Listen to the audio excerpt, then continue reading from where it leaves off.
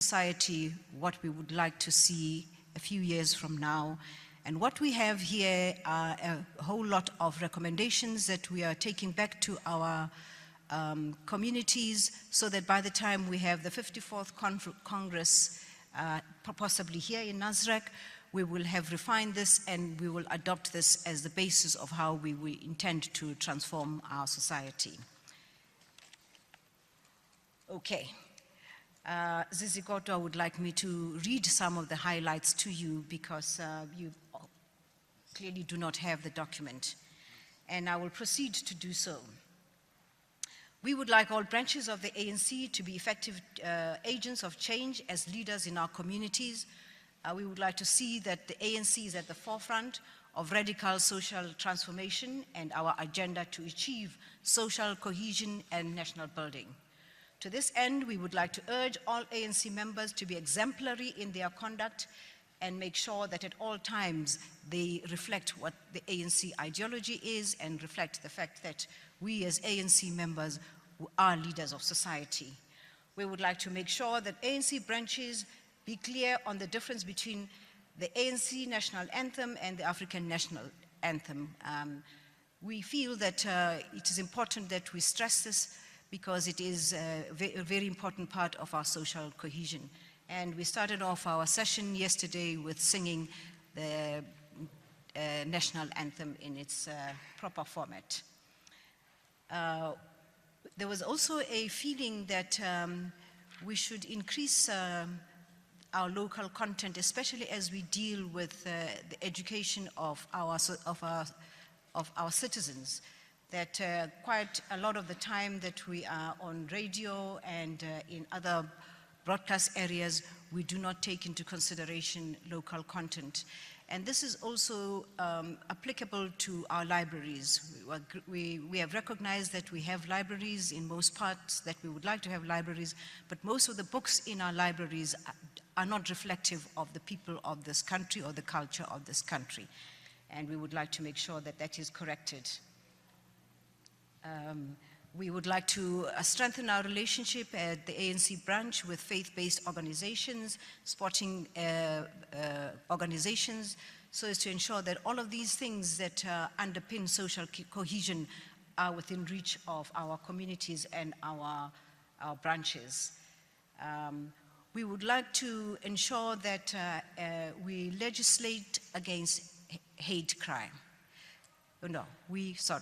That hate crime be legislated as a priority legislation.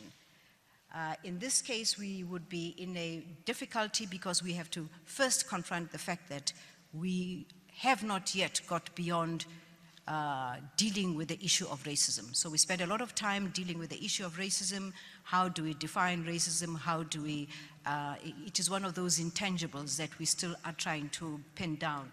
However, we believe that by the time we've pinned it down, we've got to legislate against racism.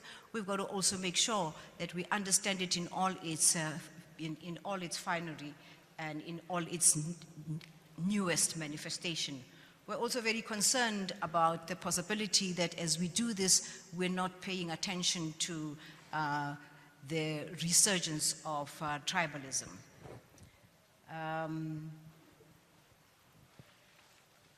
We're concerned about patriarchy. We believe that if we're going to have a truly transformed society, then we've got to deal with patriarchy.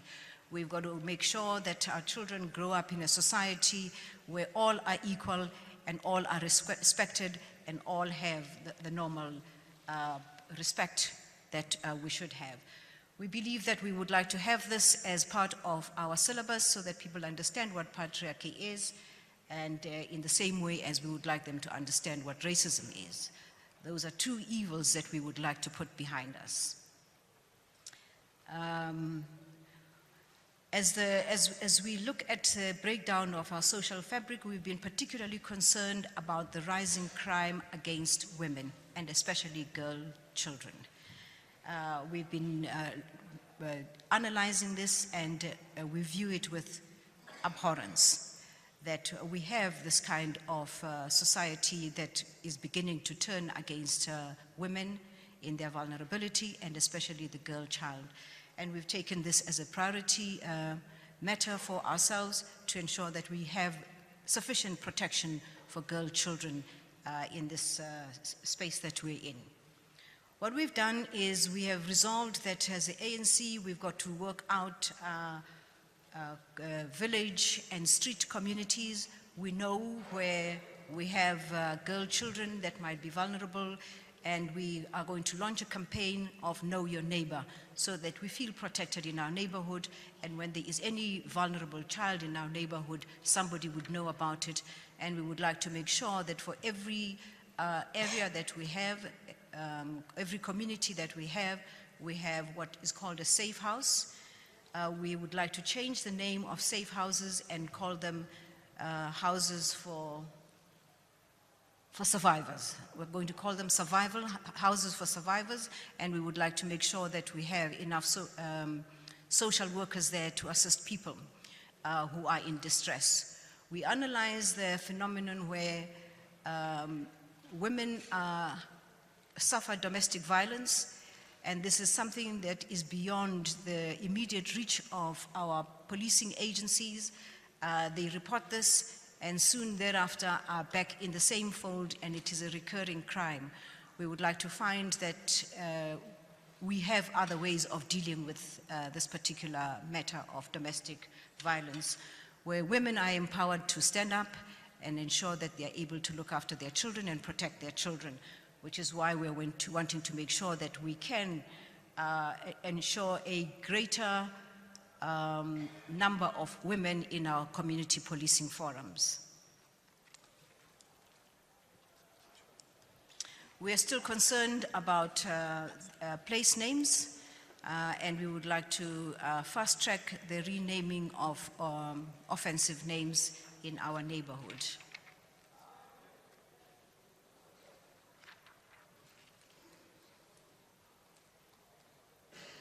We would like to bring to the attention of the ANC that when we talk about vulnerability, it is not only vulnerability of young women and young women, but it is also the vulnerability of LGBTIQ communities, and we've got to put into that albinism. It has not been in our vocabulary, but we would like to put it in our vocabulary. These are vulnerable people that need the protection of society.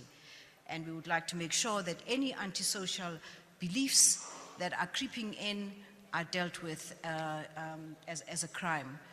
An example of this antisocial belief is that which is traditionally referred to as traditional solutions to protection against crime. It is believed, and perhaps this the President will himself confirm, that there is a rise in Eastern Pondoland of gangsterism that believes that if they have committed a crime, the only way they would be invisible to the police is by sucking out the blood of a woman.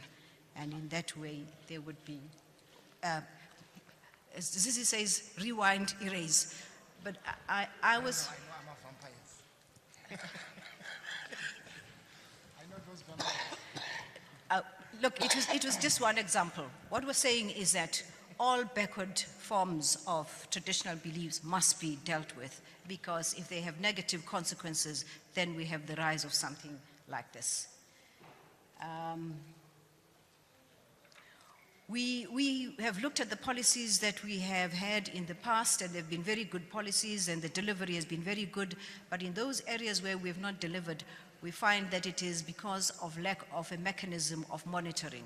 Good policies do not on their own produce good results, but we must make sure that they are properly monitored and we're able to evaluate the delivery that comes out of those good policies.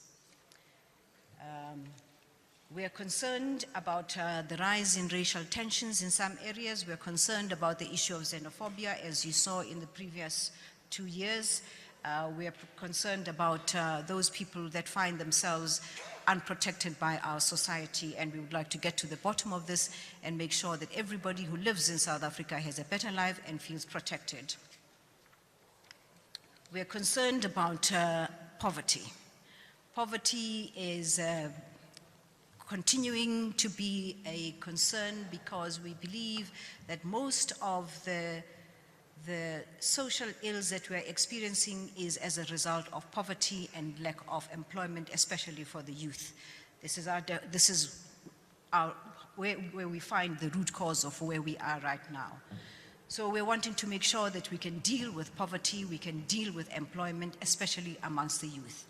However, in areas where we deal with matters that are cross-cutting with other sectors, we have referred those matters to the economic sector. But we are very concerned about the huge unemployment in youth, and we find that this is a part of the cause for why they are so antisocial sometimes and why they resort to antisocial behavior.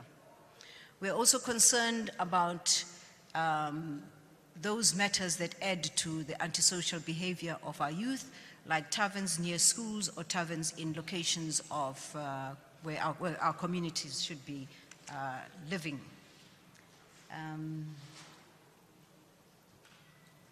Members of the media, we have a very long list of recommendations. As you can expect, this is something that touches every delegate. Every delegate comes from a community, and every community has a problem. And every delegate has come here with a problem that their community is experiencing, and we have noted this, and we're attending it, and we have grouped them in relation to how we are going to ensure that they are dealt with. And we're going to ask Zizi to make the document available to you so that if there are any questions, we're ready to tackle them. But basically, this is the underbelly of what the Freedom Charter intended us to deal with.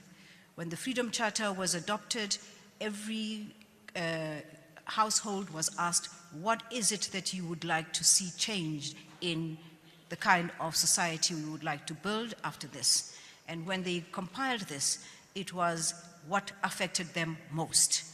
And therefore, we've given ourselves a great deal of time. We had 2 commissions dealing with this very extensively. We had very robust discussions, robust but very focused around how do we ensure that we can truly create a better life for all our people. And we're going to ensure that this is given to you. We are also wanting children's courts as one of the matters that has arisen, specialized children's courts. And we would like to make sure that those matters that deal with children's criminality against children or violence against children to be prioritized. An example was made of how children will go to court and their cases are postponed, and 6 months later they have to relive their experience of having been violated. And we believe this is not good, and we would like to urge the justice sector to ensure that violence against children cases be prioritized. We would like to make sure that children's courts are separate from normal courts and dealt with in a particular way. There is a suggestion that we pay particular attention to child-headed household, and that in these particular cases, the child support grant should be extended from age 18 to 21, provided that the beneficiaries are still studying. I'll leave the rest then to Comrade Buti to deal with matters that I have not dealt with right now. Thank you. I think just some brief additions.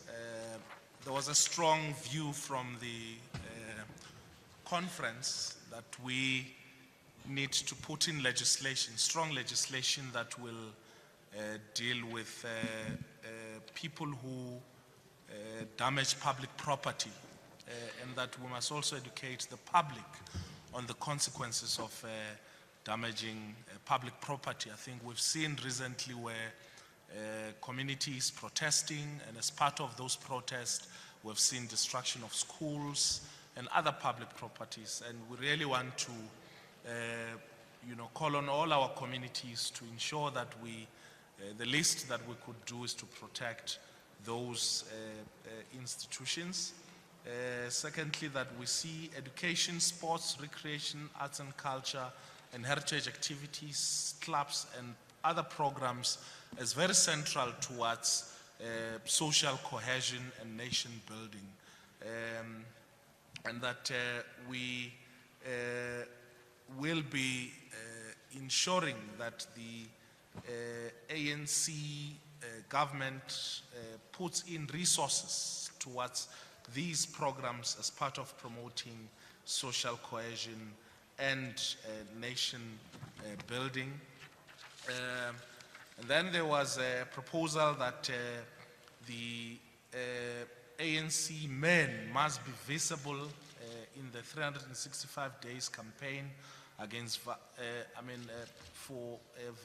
for violence against women and children, and that in August, this was a proposal that was adopted, that in August 2017, ANC branches should all hold men's marches against violence against women and children under the banner of "Not in my name, count me out," and that drastic measures should be taken against perpetrators, and a message that the ANC cares for women and children should be a part of the central message. There was also strong proposals around the social challenges of racial tensions, xenophobia, violence against women, children, and other vulnerable groupings.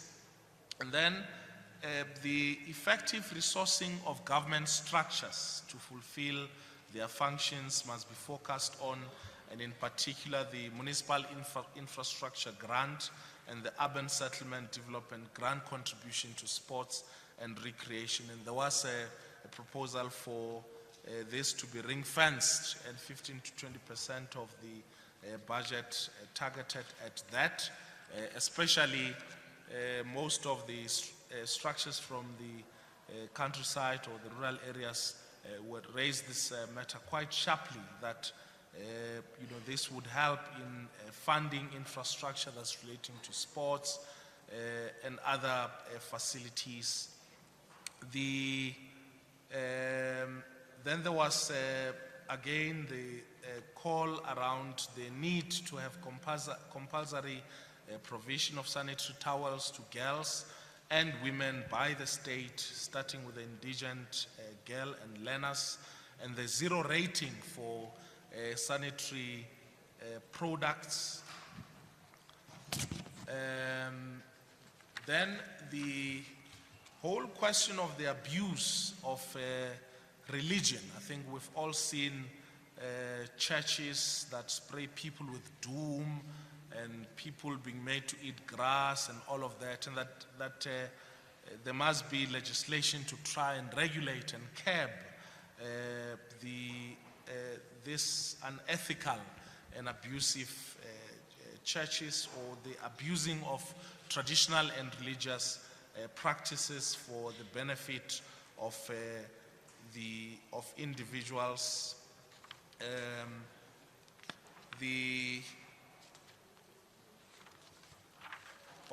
Then the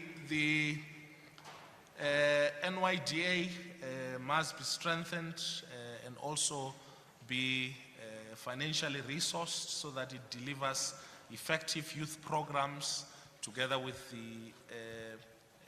or that includes the National Youth Service, the Extended Public Works Program targeting youth, and other youth employment programs as flagships of youth development in government, and that consideration should be given towards the young pioneers and also the Masupa Tsila. And I think finally around human settlement, transformatory urban planning should aim at changing the apartheid spatial residential patterns, and that we need to build integrated cities. I think we all know that the face of human settlement in our country has not significantly changed. There are still areas that are designated in terms of racial groupings, and that the human settlement, spatial development plan should be focused at deracializing our communities. And I think quite a strong point raised around the fact that people spend more money going and more time going to work and other recreational facilities because of the apartheid spatial development, and that this is one of the things that that needs to be looked at. And finally, that human settlement would be looking at setting aside 30% which would benefit designated groups in terms of their housing program that includes women, youth, military veterans, and also people with disabilities. So in a nutshell, those are some of the proposals that are going to be taken back to branches for further discussions and finalization at the National Conference at the end of the year. Yes, in addition, on the issue of human settlements, we have a resolution here, and I hope that it is adopted, that all state land and public land within the precincts of the city or within easy access of the city should first be given to human settlements before any consideration of sale of that land. Where possible, we will use the expropriation instrument to ensure that all unused building is turned in the inner city is turned into residential units, and in this way we will also be able to accommodate students that are in that particular area. Finally, when you have your document, you will find an issue which has arisen in the plenary as a contentious issue.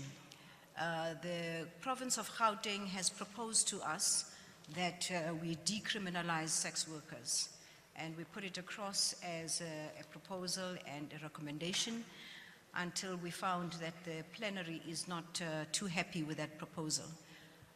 And in the discussions that we had actually indicated that before we have something placed before a conference, it should have gone through the necessary discussions that we have in the Social Transformation Committee.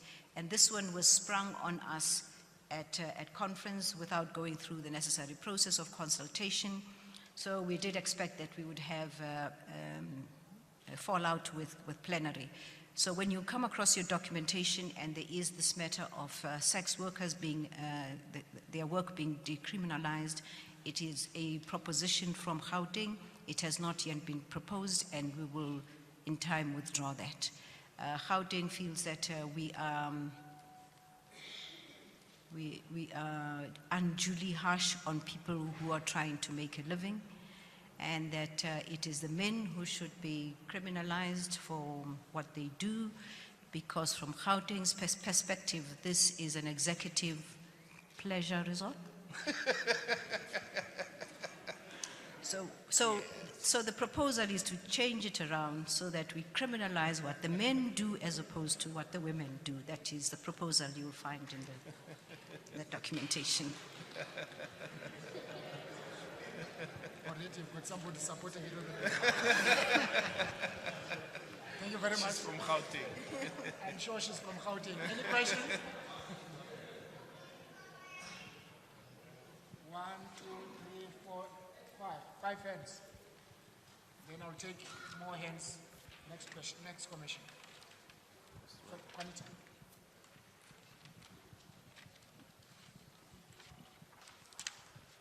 Thank you very much, Konita Anja from Sunday Times. I just have 2 questions. The first one is at Minister Sisulu. We know that the controversial issue of this conference has been the fact that there were males included in the ANC Women's League delegation. And I know that they sort of contradicted the part where they said they needed them because they were women get too emotional. Thank you. But Start again. I think okay, I said my first question to Minister Sisulu is about the fact that there were men that were added to the delegation of the Women's League. And you've spoken out a bit about patriarchy and sexism that persist. What does it do, in your opinion, to the advancement of women's rights for a women's organization to reach out to the expertise of males to bolster their argument? That's number one. The second question is, has this Commission on Social Transformation considered the fiscal consequences of increasing the social grants? Because currently we have 17 million people on social grants, and can the country afford it in the wake of the recession and other economic difficulties? Thank you. Good morning, Fariel. We haven't seen you in a long time. Thanks for coming. Your guys have been keeping us on our toes. You proceed, sir. Tusokumalo ARD German Radio. On social cohesion, what were the specific recommendations around xenophobic violence? Seeing that since 2008, a lot of measures have been taken, but it continues to come up, with a lot of complaints around the perceived government's failure to act in time before lives and property is lost, and also bring those who perpetrated to book, and others also alleging the government is failing to properly control illegal immigration. Thank you. Okay. Pass it right in the back. There's a young chap from Maryland Guardian. Thank you. It's Govin Whittles from the Mail and Guardian. What was the policy conference's analysis of drugs such as Nyaupe, Duk, and Mandrax and the impact it has on family relationships? And then secondly, were there any discussions about the proliferation of homeless people in our country, particularly homeless young people? And what does the ANC think we should do about that? Thank you. There was a hand here. Yes. Tabo? Thabo Sholamashao from How TV. Over the past few months or so, and I could be generous when I'm saying that we've seen an escalating number of reports on racist attacks and racism playing itself in society on various issues. And the majority of the receiving ends are obviously blacks and Africans in particular, which the ANC says that they are protecting. And also not too long ago, the NEC conceded that the racists seem to be emboldened, these attacks and so on.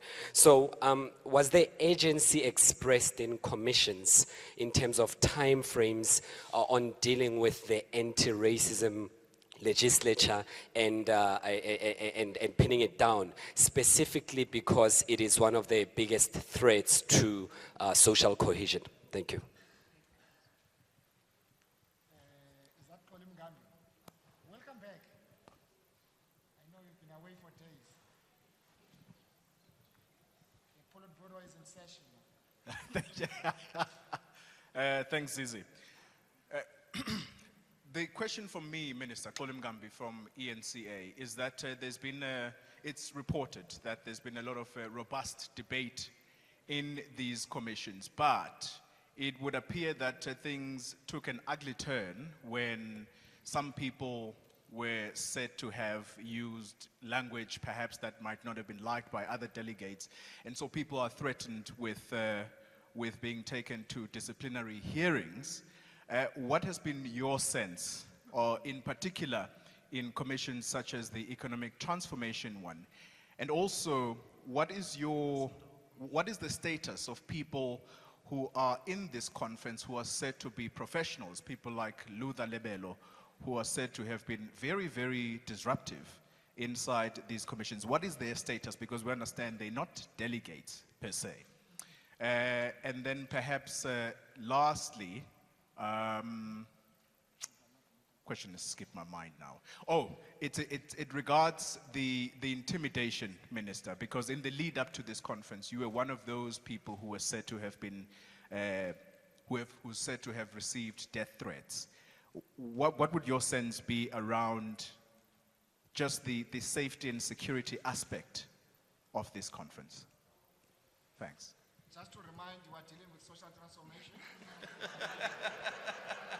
It shows he's been absent. Yeah, just to remind you, we're dealing with social transformation. Those are the questions at that time.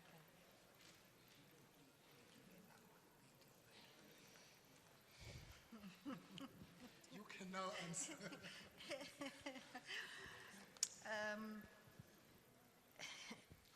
I'm being taught language that is savvy and sensitive on issues that could otherwise be very problematic. So I'm learning. with time. May I indicate that we did not have any disruptive elements in our committees. They were actually very buoyant, vibrant committees. Therefore, I would not be able to reflect on what was happening in the Economic Committee.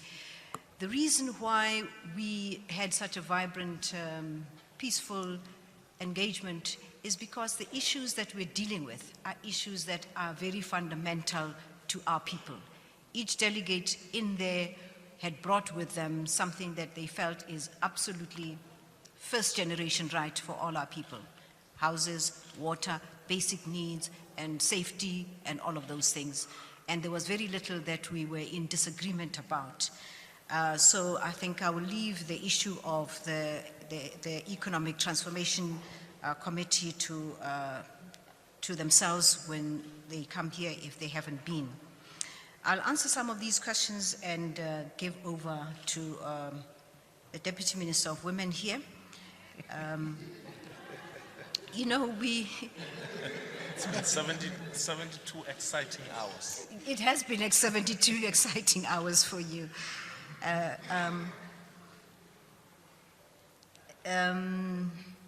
What do we say about men in women's delegations? Can I leave that to you to respond to?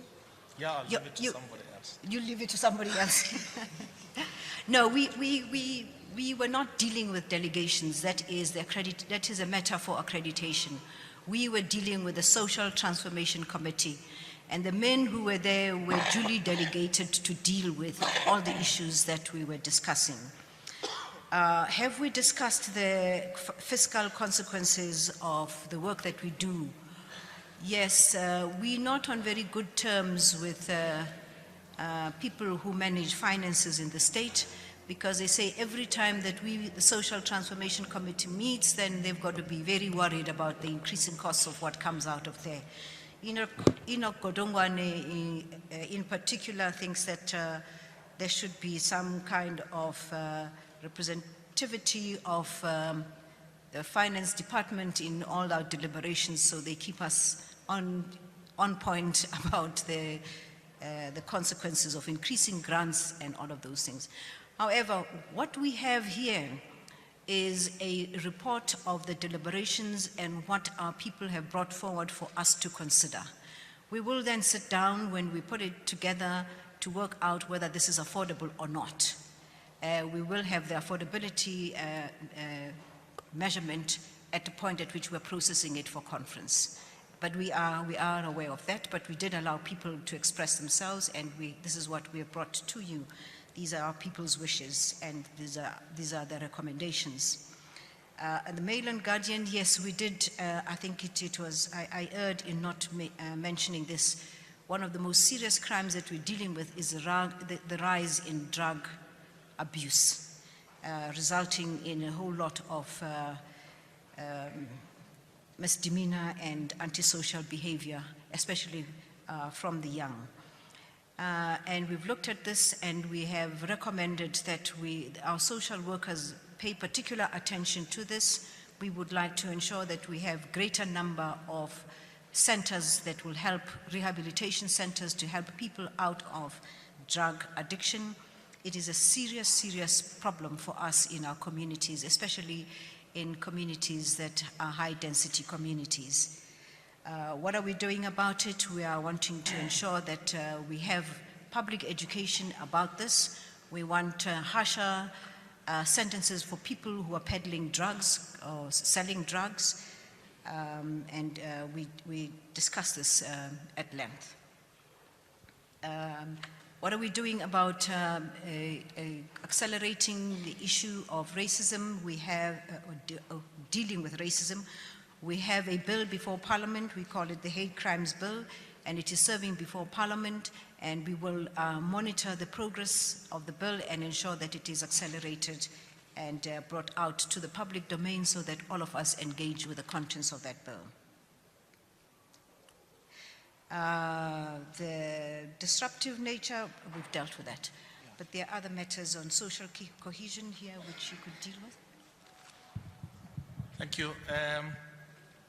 I think the important thing is that the Commission noted the fact that there is this emphasis on radical economic transformation, whereas the Mangaung conference actually resolved on radical socio-economic transformation, because there's an interconnection between social transformation and economic transformation.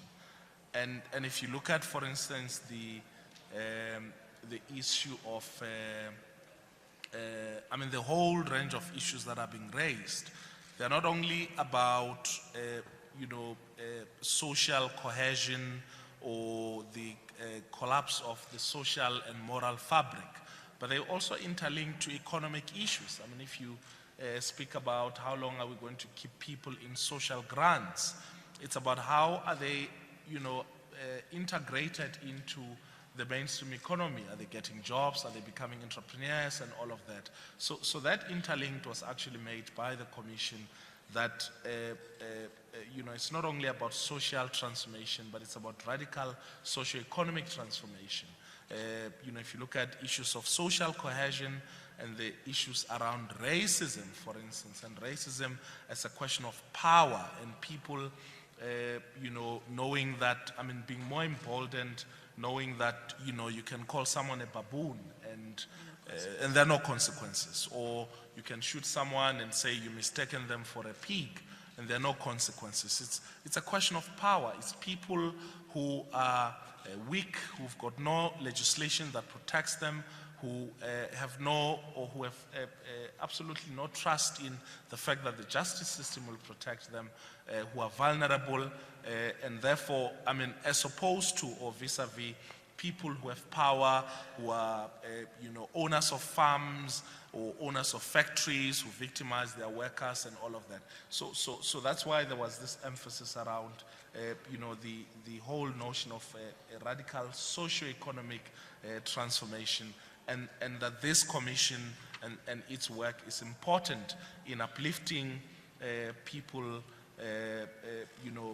socially and all of that. Then the question of the fiscal consequences, and given the recession, obviously that's one of the things that will be looked at. But I think what came out strongly was, firstly, that extend that for people who are still studying, who are still in school, and those who are not between that age, link them to job opportunities or all the other opportunities that are available in government. It is not the desire of the ANC to keep people as long as possible within the social grant system, but it's also obviously not the desire of the ANC to see people die of hunger because they don't have means of subsistence. So obviously that balance would be made. And what else? Okay, yeah, I think our commission was not as exciting as. No. It was very exciting. No. I'm just saying in terms of some of the things that Koli was raising. It was not as exciting. It was not as sexy as the economics. Yes. But very fundamental to us. It wouldn't make the tabloids, but we're quite excited with how stimulating it was, intellectually, and it actually covered the business of the conference. Thank you. May I add that the one report that all our communities will be looking forward to is this one, because it touches everybody's life. So that should put page to exciting. Exactly. Okay, I'm taking my last 5 questions because this commission is ready and they have to go. Yes. Galata, Ferrier, Pete. You still have to meet with the SC, you remember? Yes. 3, 4, 5, 6. Give it. This is Konanala move Baba. Recognize. Yeah? No, pass. Okay, you can start. Can I go? Okay, then thank you so much. Aldrin St-Pierre from SABC TV News. Just 3 questions quickly. Is it enough for the ANC Social Transformation Committee to be merely concerned on the issue of xenophobia, considering that the fatal impact that it has and the contestation that's currently happening. Are there plans in how do us as South Africans deal with the issue of xenophobia? Minister, during your briefing last time, a note was slipped to you, which was, if condoms are free, why aren't sanitary towels free? Has the Commission resolved on that?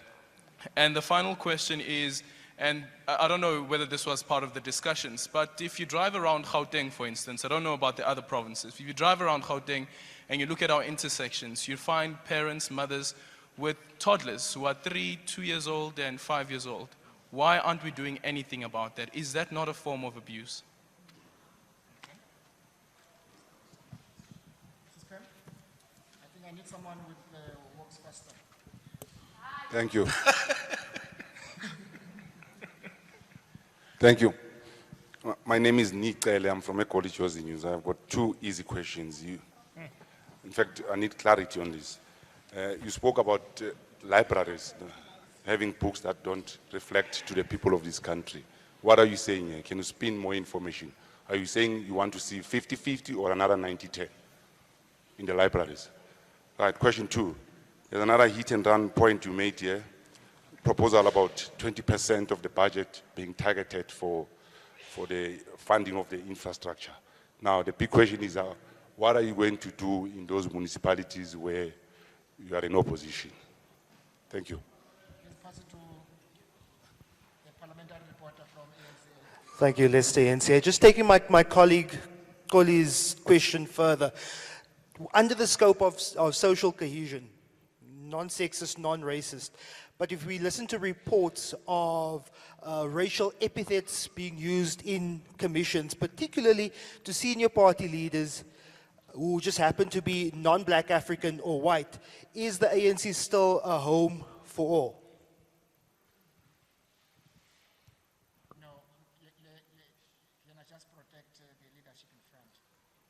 I suggest that we won't be able to comment on things that were said in commissions which are now reporting, which all of us were not in commissions. But may I overrule? The ANC is a home for all. No, the question was wrong. Whatever the question, the ANC is a home for all. Please report that. Pass to, yes. Hi, I'm Ayanda Mdluli from the African Times. I'd just like to touch on the health issue. We find ourselves in a situation where our hospitals in South Africa are short in supply of doctors, but then we also have a situation where doctors are unemployed in the country as well. Has the Commission looked at this issue, and if you have, what is your position on that? And then also, we in an economy where access to affordable housing is an issue, and the National Housing Finance Corporation was established to deal with this issue. Now, just looking at the issue of affordable housing, what other institutions are going to come together to try and address the problem of affordable housing, because we have a lot of people who don't have access in the gap markets to this. Thank you very much. Hi, Niren Tulsi from the Mail and Guardian. Just on the housing issue, ma'am. Firstly, the use of state land near in the vicinity of cities. Does that mean that government is any closer to completing its audit of public-owned land and state-owned land? And if so, do you have any timelines around that? And secondly, you know, the Constitutional Court ruled quite recently that before a court order for eviction can be handed down, alternative accommodation has to be established already for the people who would be moved. Has the ANC discussed other mechanisms around alternative accommodation which do not include temporary relocation areas, which, as you would know in the case of Blikkiesdorp, have been around for over 15 years and are really permanent relocation areas? Please pass it to the front. Pass it. I'll be very quick. Masaki Gana from Eyewitness News. 2 short questions. You spoke about singing the national anthem in its proper format. Is there any talk about changing it? And you also spoke about racism and its new manifestations. If you could please just give examples of this kind of new manifested racism. question, please, Maseko. Manifestation of racism. Good day. I'm Shaba from Hillbrow Radio.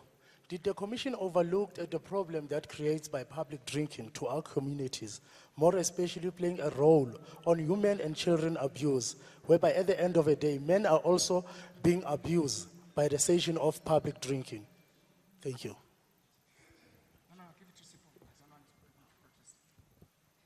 This one goes to Minister Sisulu. This is to do mostly about dress code, especially to our lovely women and daughters and whosoever. There's a social peak that has been all around in the social media of Mazota or Zot. How do you work on those kind of incident or? But why don't you ask me instead? What picture is this? This is mostly about why do you dress think I'm code not of qualified? women in public places like that one, which actually have been shown all over the social media. How do you respond on that one? Pass, just a reminder again, pass to Pete and then Ferrer, your last hand. We're still on social transformation. Before we talk about Pete. Good day. Lungan Mhlongo from Kasi FM. My question, what is the view of the Commission with regards to the clarion call made by South Africans about to regulate social media? We've seen many people in Guamashu dying because of fake news that was broken in social media. So what is your view as ANC? We're still in social transformation. Talana? Thank you very much. Lukhanyo Kalata from the SABC. My question just centers around the issue of socio-economic transformation and how much discussion went into the issue of entrepreneurship and encouraging that within the communities. We know that South Africa, the youth is unemployed and everybody, the economy isn't growing fast enough to be able to absorb and create the jobs that are needed. So how much are our youth actually encouraged and assisted to develop their own businesses and pursue an entrepreneurial line? Thank you very much.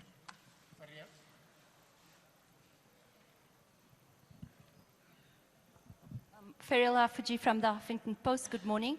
I'm just checking whether radical socio-economic transformation has replaced radical economic transformation as the key campaign of the conference, and what's the difference between the two? My colleague here asked if you have an indication of hate crimes law. What are the kinds of sentences you're looking for on them? Yeah.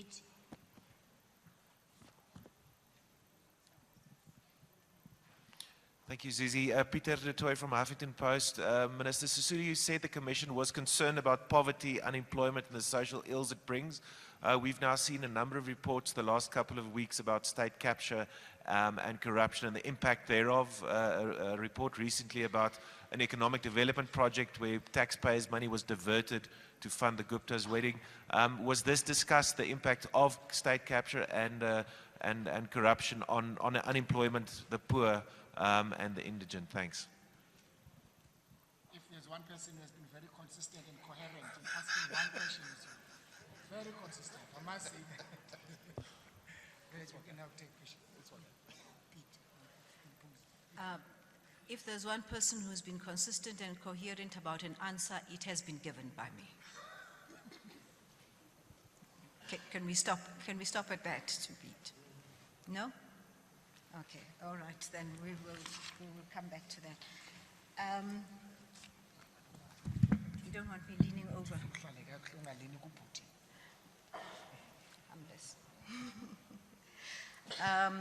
On the issue of whether or not sanitary towels, which was an issue we made an example of when we gave a press briefing on this matter, yes, we have agreed that sanitary towels for people at school should be free.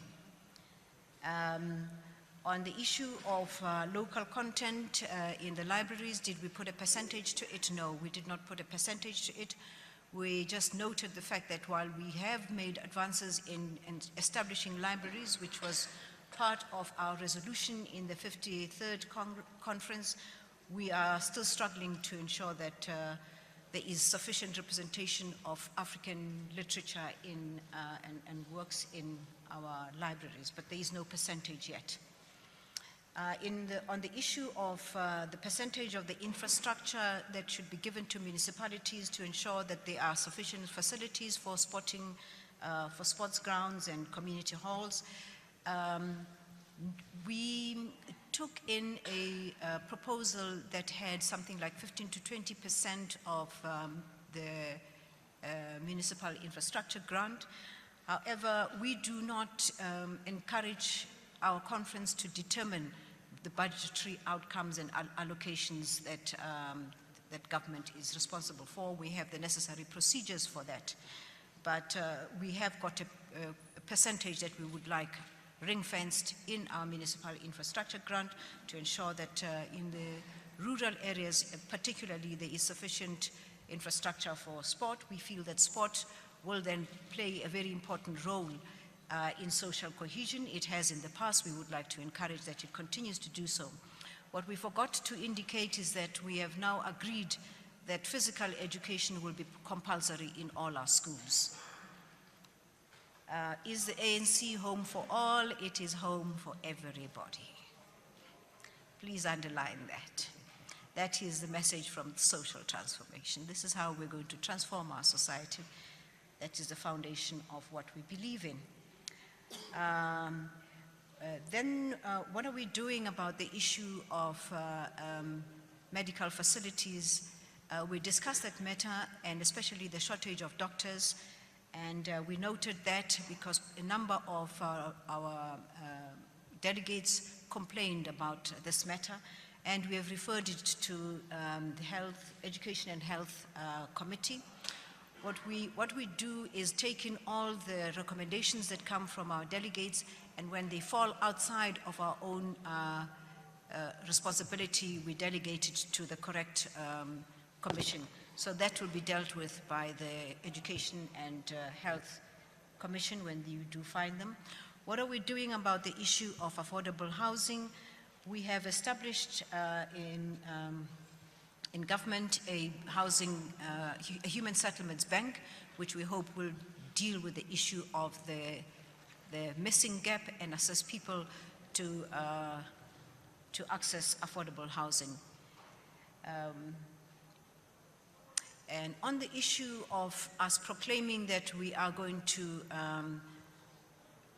take over all the land that belongs to the state and public land within the precincts of the city or within easy access to the city, the question was, has government completed its audit?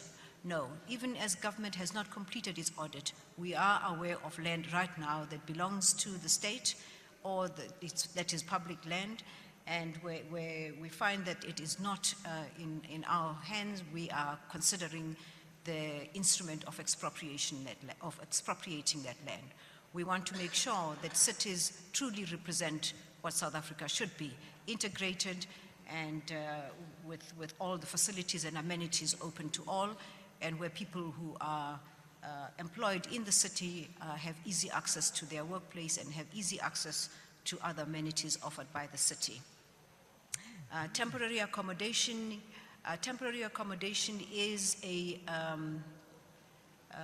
policy of government, and I think the problem that we are suffering from is monitoring some of the ways in which our policies are carried out. And Blikkiesdorp is one of them, and we're going to make sure that we can get back to that. What we're talking about here are general issues that still continue to be a problem to our society. We didn't go into particular details such as is mentioned here now. The national anthem, yes, we insisted on singing the national anthem because at the opening of our session of this conference, we had the Nkosi Sikelel' Sontonga hymn sung as opposed to the national anthem. And when we got to our commissions, we felt that perhaps we needed to ensure that we insist that it is the national anthem that is sung at all times, because we hang on to some of these issues as part of that which provides a social cohesion vehicle for us.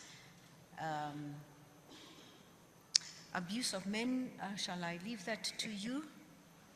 And entrepreneurship from Talata, what are we doing about that, especially for the youth?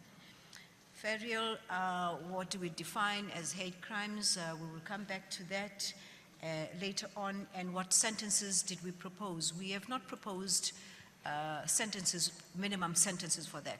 But what we did do is propose minimum sentences for violence against women.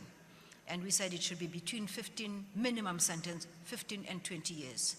And I do know some women said lock them up forever, but we tried to be very rational, and 15 and 20 is what we have in our documentation. Would you? Okay, thank you. I think... sorry, on the issue of corruption, yes, we've been very strong on the issue of corruption.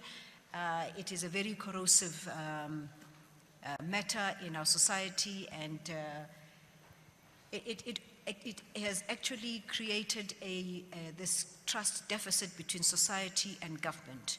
And where we are concerned as social transformation, we would like to make sure that this is frowned upon by everybody, because it is what we think antisocial behavior at the very least. And if you will allow us to stop at that, we are an anti-corruption force in social transformation. Okay. I think firstly, the question around sanitary towels and condoms, I think the feeling is that we should stop comparing the two. I think there's been this unfair comparison around, yes, you're providing free condoms, why are you not providing free sanitary towels? Although we've resolved that the state should provide free sanitary towels, but we think that it stereotypes the availability of free condoms wherever they are available, to mean that they are condoms for boys or for men, whereas condoms are and should be used for the protection of those who are involved in the sexual activity. So I think the comparison of, you providing condoms but you're not providing sanitary towels is not a justifiable comparison. The two should not be regarded as being equal. Okay. And then the question of the homeless centers, and the increase in homelessness, and all of the state does provide shelter for the homeless, and also foster care homes for the homeless also. That may not be enough, but I think the social development is doing as much as it can to ensure that there is that. And then I think linked to the question around the national anthem, was there discussion whether it will be changed? No, there was no discussion around whether we will change the national anthem. And then the public drinking and its effects on violence against women and children. Well, the question is the abuse of alcohol and other substances, whether consumed privately or publicly. And I think that's what the Commission raised as a concern, a big cause for concern. And I think there was also discussion around the policy that is in discussion in government around the use and abuse of alcohol, and that that needs to be accelerated. The entrepreneurship, yes, as part of the increase in funding for the NYDA, part of the focus of or what it should be focusing on is to promote youth entrepreneurship or interest for young people in entrepreneurship. In fact, our major concern is that the interest of young people in taking up jobs, in taking up entrepreneurial initiatives, is actually on the decline on economies of our scale. and that we really need to be encouraging more and more young people to pursue entrepreneurship. In fact, most graduates would rather join the unemployed, the queue of the unemployed, rather than use the skills and their qualifications to see themselves as creators of jobs. So we think that we really need to be changing that mentality. And there are resources, funds made available throughout government to support youth entrepreneurship, but we believe that more needs to be done in that regard. And I think finally the question of the racial epithet, I think the racial epithets which were raised in some of the commission, I think that would be regrettable, and I think as emphasized by Comrade Sisulu, that the ANC is a home for all. It would be regrettable if people are not engaged on the basis of their views, but on the basis of their age, gender, racial, or religious or whatever belief that they have. And I think it's obviously condemnable. The dress code, I mean, we yeah, she's, but I think the point is that there's been a lot of justification of violence against women on the basis of, or allegedly on the basis of what they wear. And I think it would be unfortunate if we would want to be seen to be regulating what people should wear and all of that.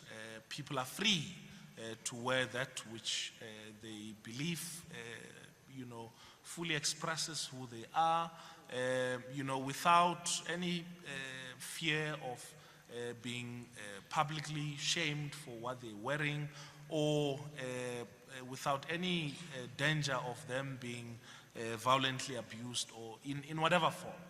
And I think that that's important. We've had stories of women being sexually abused because they apparently asked for it based on what they were wearing. So we don't think that it's in our business to be regulating what people should be or how people should be dressed.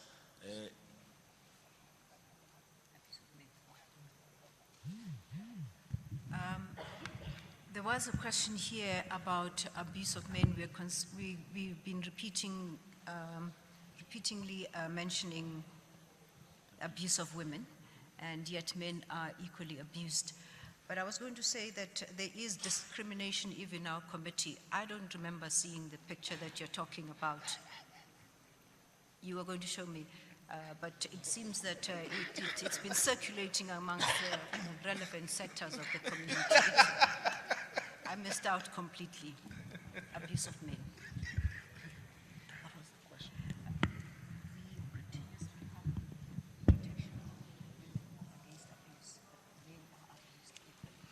Thank you very much to the social transformation. It is only one question before I make just one remark. No, I did want to indicate that we deal with these matters on an equal basis. There was a question here about abuse of men that I'd like Buti to respond to.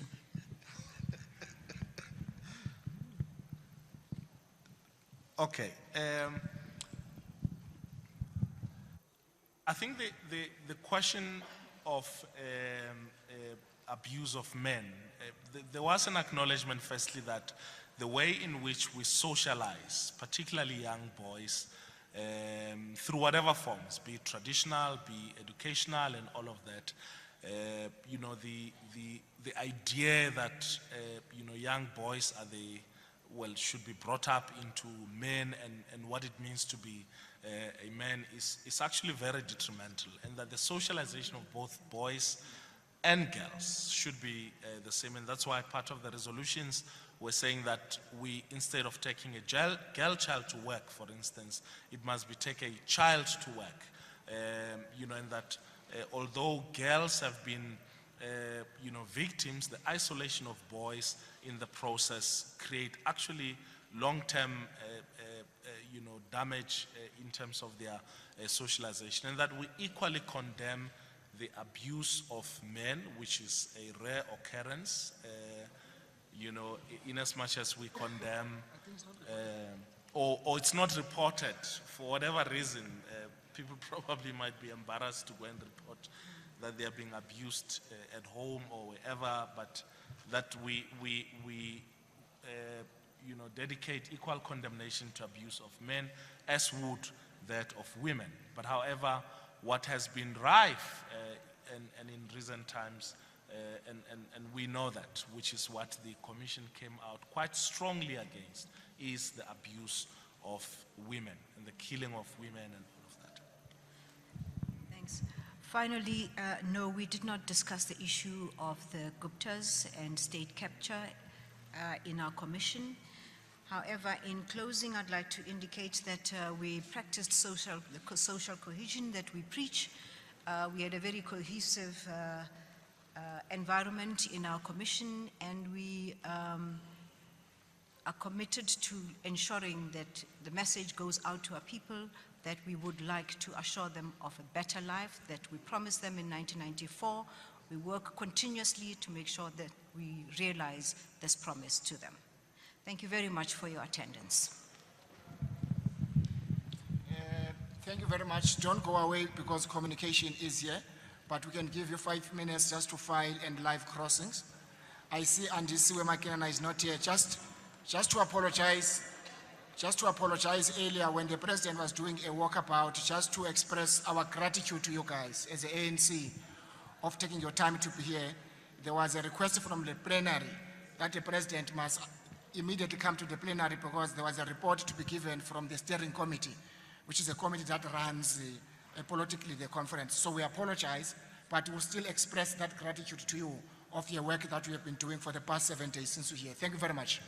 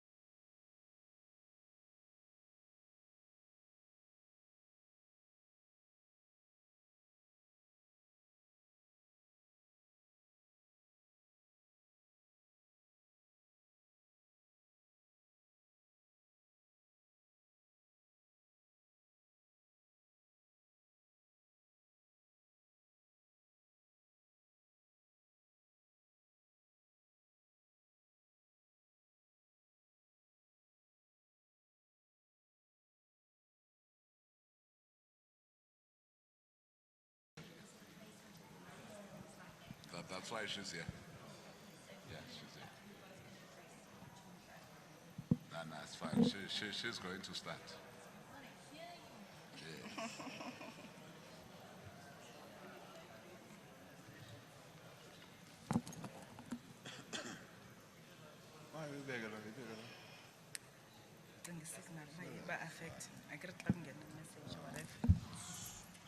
So that you must not feel, not be uncomfortable. You must be comfortable. I'll be fine. I'll be fine.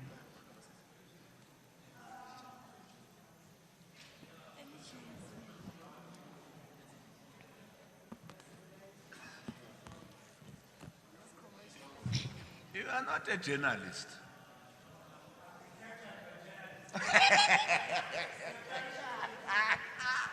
Capturing mngani wami. The last time I checked, you were a professor.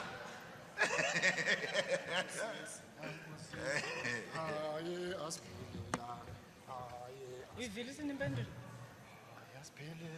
Uyazi ukuthi yiyo manje. Yiyo manje lapho. Lesiphelela. Yiyo engenayo manje. Economic. Asiphelelanga umnotho awukho. Abanye bayaphendula. Into bendizinikwe phaa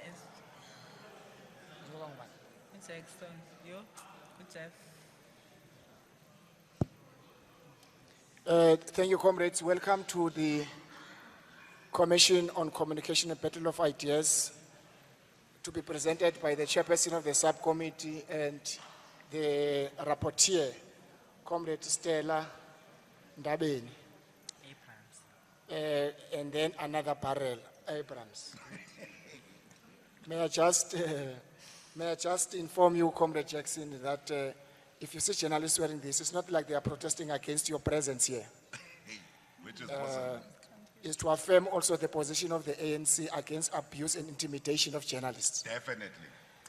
So they are here today because it's an important day, it's an important campaign. We have affirmed that as the ANC, among others, not just do we condemn, law enforcement must arrest those that are implicated. Immediately. That's why Let me add, immediately. That's why Mbalula was right that people must hit hard if they go to other people's houses. When they go to his house, he finishes them. So that is important. For those that will be asking questions, there's a request. A number of broadcasters are crossing live, so they'll request you to stand up. I think there's the visuals are not clear. If you ask questions, Ranjane is seated. I know you'll ask a question. Welcome. I also have my took. Stella? Thank you, Comrade Sisi, and good afternoon to all. We are sitting here to give a presentation on what we discussed as the Commission on Communications and Battle of Ideas, of which all of you know that we're all participating in a contested terrain, and that is something that we appreciate as the ANC, which is why the first thing that we had to focus on as we discuss or deliberate on the Battle of Ideas was the fact that we need to intensify training on political communication, which we said all leaders and members of the ANC, including its employees, must undergo that political training workshop. The second one was to make sure that the political school is institutionalized in order for the ANC to be hegemonic in the society. I said earlier, this is about the battle of ideas, which means therefore we've got to make sure that we utilize all the space and platforms, but we need capable people who are able to carry out the message. Because as the Commission, again, we agree that the credibility of any message depends on the credibility of the messenger, which is why it is important that we capacitate all our soldiers. We therefore, again, as the Commission, recommended that it is important that as the ANC we focus on the message, that we say one message, many voices. Because as the leader of the society, people must know that you are consistent in the message that you are giving. But most importantly, we've got to make sure that as we articulate all the policies, everybody has the clear understanding, because the ANC is the hope and future of South Africans. We then agree that let that be centralized, that the ANC communication machinery, after it has been trained, let it develop messages that will help all other soldiers to go and drive out the message to the public. We then agree that, of course, we have to make sure that we utilize the small commercial and the community media to drive our message, because not every message can be carried out through the big media. There are those that can't afford to pay the papers. There are those that are not at home when you broadcast. Therefore, we have a responsibility to make sure that those that are there where people are staying also get supported and we reach out. We then agreed again on government communications, that it is important that we centralize government communications under the GCIS. But most importantly, that we emphasized on is the discipline of the spokespersons in government and ensuring that they function under the government communication framework. The Commission further recommended that GCIS be located in the presidency so that it gets that status, that it gets to tell and instruct in terms of the messaging that we are driving as government to say, this is the highest office in the land. And if we are saying communication is crucial, let it be given the status that it deserves. We know that GCIS has been earlier on under the presidency, but we are saying we have also noted that as though that happened, we experienced challenges, but now it must be taken back so that we have political champions who are able to say we have spoken as government and this is the message. The last one on battle of ideas is to ensure again that now, as we spoke of right of freedom of speech and the duty to act responsibly as ANC members. We're saying, as I said earlier, our members must be consistent, and most importantly, the ANC must not suppress voices of its members, but the ANC must train the leaders on political communication and make sure that as the ANC, we say what represents our people. We take decisions that are favorable to our people as their constituency. And then again, develop strategies and creative ideas on communication platforms on how to empower our young people to make sure that they drive the political communication that is relevant to the society that we are leading. On ICTs, again, we said there's a need to recognize the sector that it has a significant impact on GDP, and therefore everything that we undertake, including budgeting and the services, must be rolled out. Broadband that we talk about must take that into consideration, and therefore the research and development must be beefed up in terms of the funding and the capacitation of the responsible units. We note again that there's the complaint about most people who say there's high cost to communicate, and therefore we said ICASA must take charge in terms of ensuring that it regulates appropriately and make sure that our people have access to data, and we need to transform the ICT sector, and we're not apologetic about that because we still believe that the economy, especially in the ICT sector, remains in the hands of the few, and that needs to be changed so that the majority of the country can participate effectively and meaningfully, not just as editors, not just as CEOs, but let them benefit and be involved in the entire value chain in the ICT space. And make sure that we come up with measures that seek to empower the small business, including having set aside to make sure that young-owned companies are given assistance, not preference, but assistance in terms of ensuring that we build their capacity so that they're able to participate and compete with the big guys, of course, taking into consideration funding, as I've said. The transformation of CETA, which is our entity that drives e-government as Department of Telecommunications now. It is important that CETA does not just become a procurer, but also empowers and makes sure that there's capacity at manufacturing level, at applications development, and software development.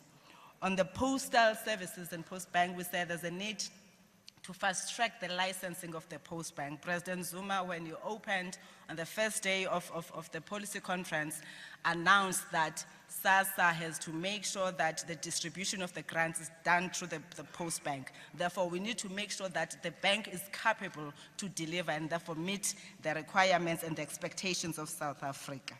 On broadcasting, we then again said there is a high consideration that we do not only focus on SABC when we talk of the quotas that are there, when we talk of language, everybody that is involved in broadcasting, because we want to break the monopoly that is in broadcasting.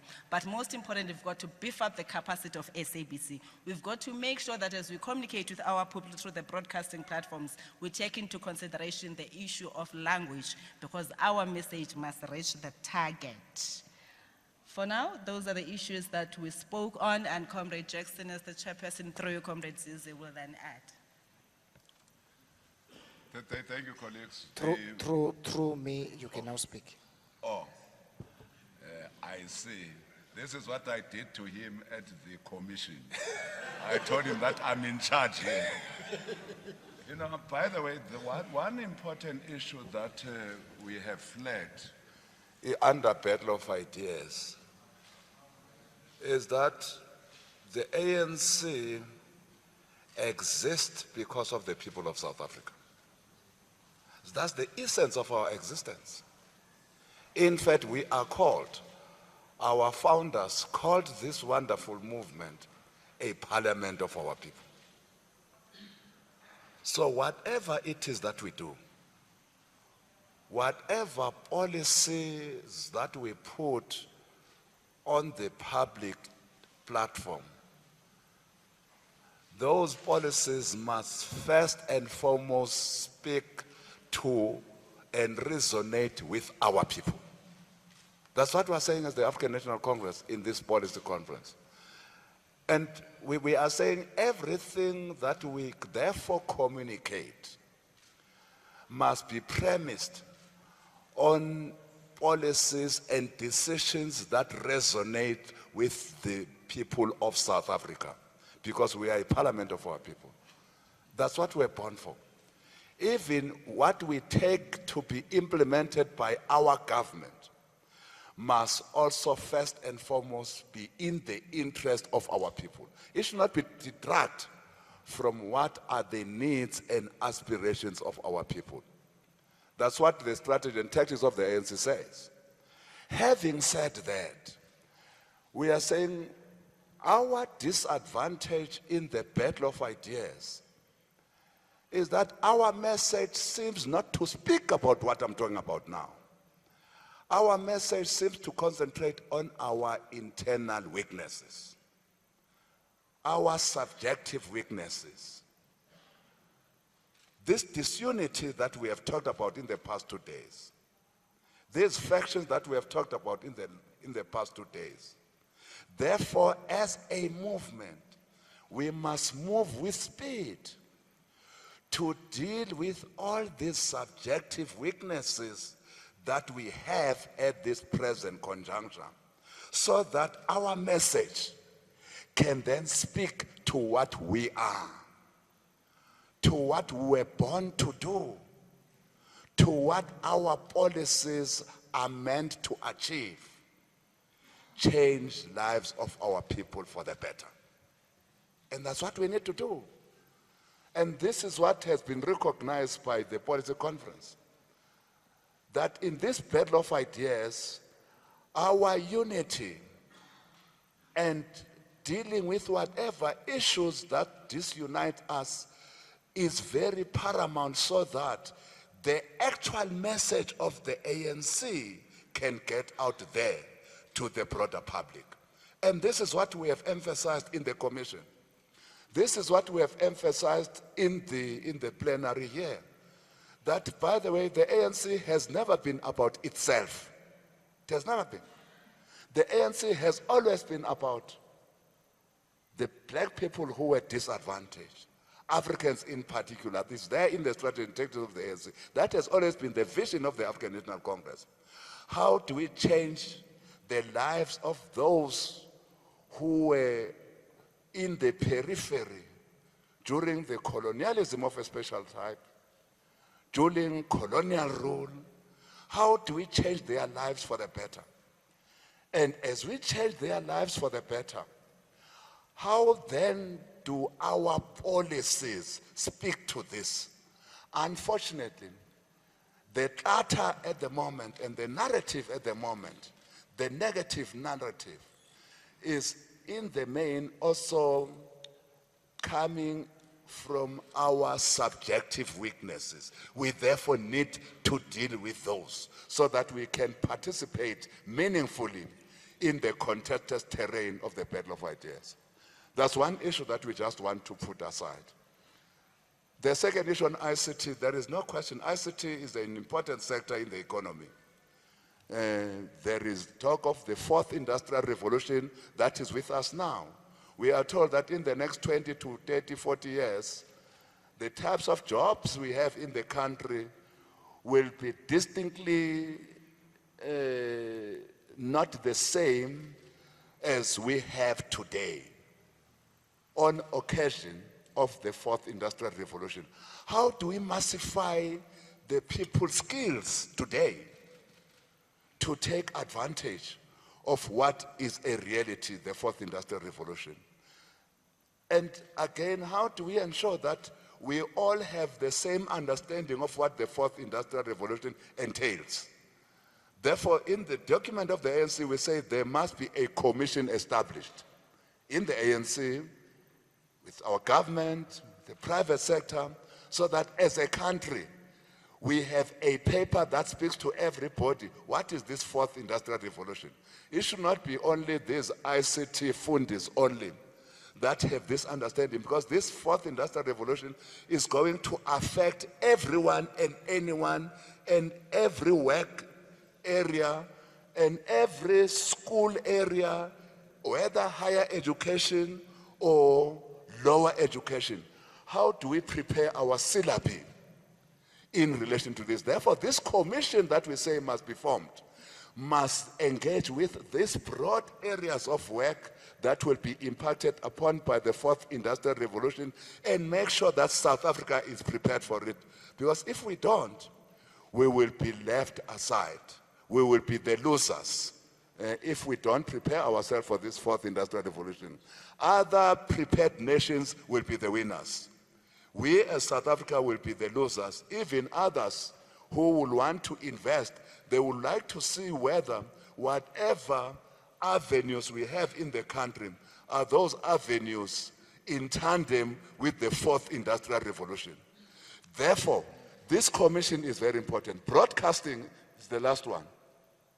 We need to protect and ensure that free-to-air television lives and is able to live and get premium content.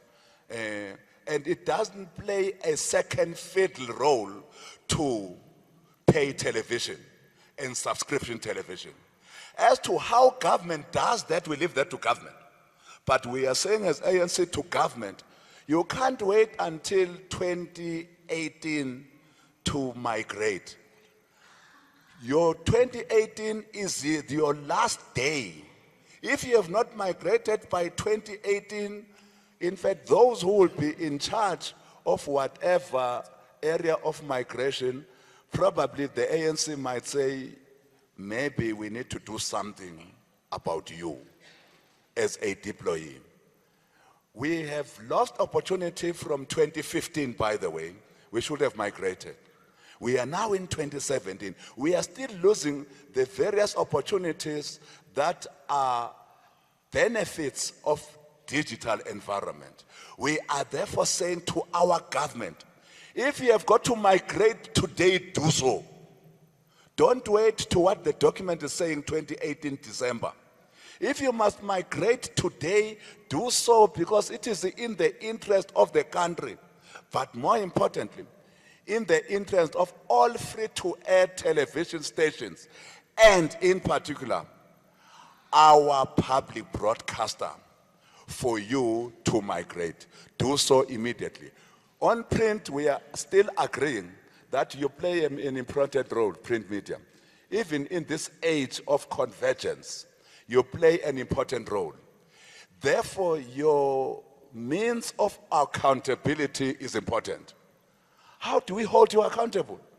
With this role, you can in fact regime change.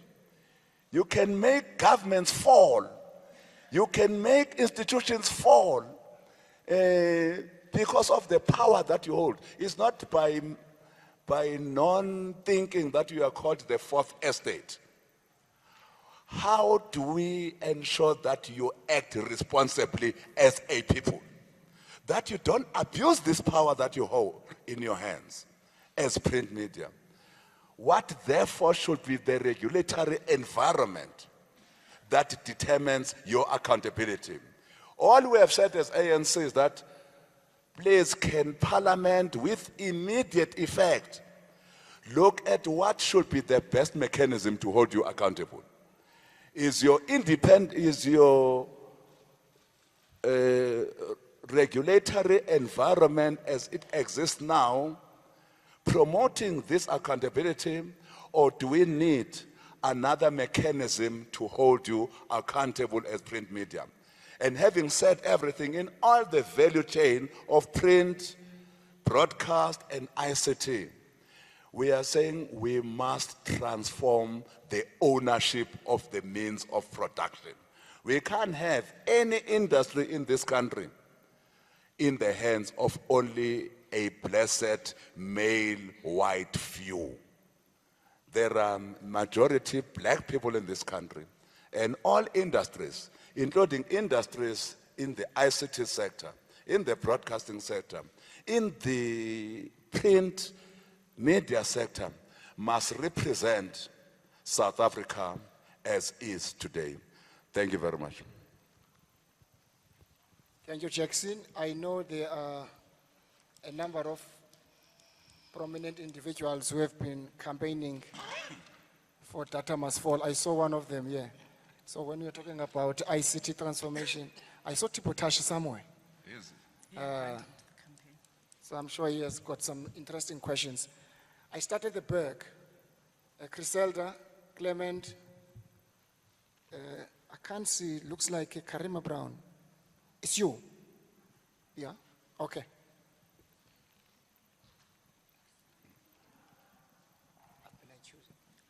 Good afternoon, Criselda Lewis from SABC Television News. Was there any discussion in the commissions about whether those who have brought the SABC into the crisis that we're seeing today should face criminal charges? And the second issue is on the media tribunal. Was that discussed as well within the commission? Thanks, Clement Manyatela from Eyewitness News.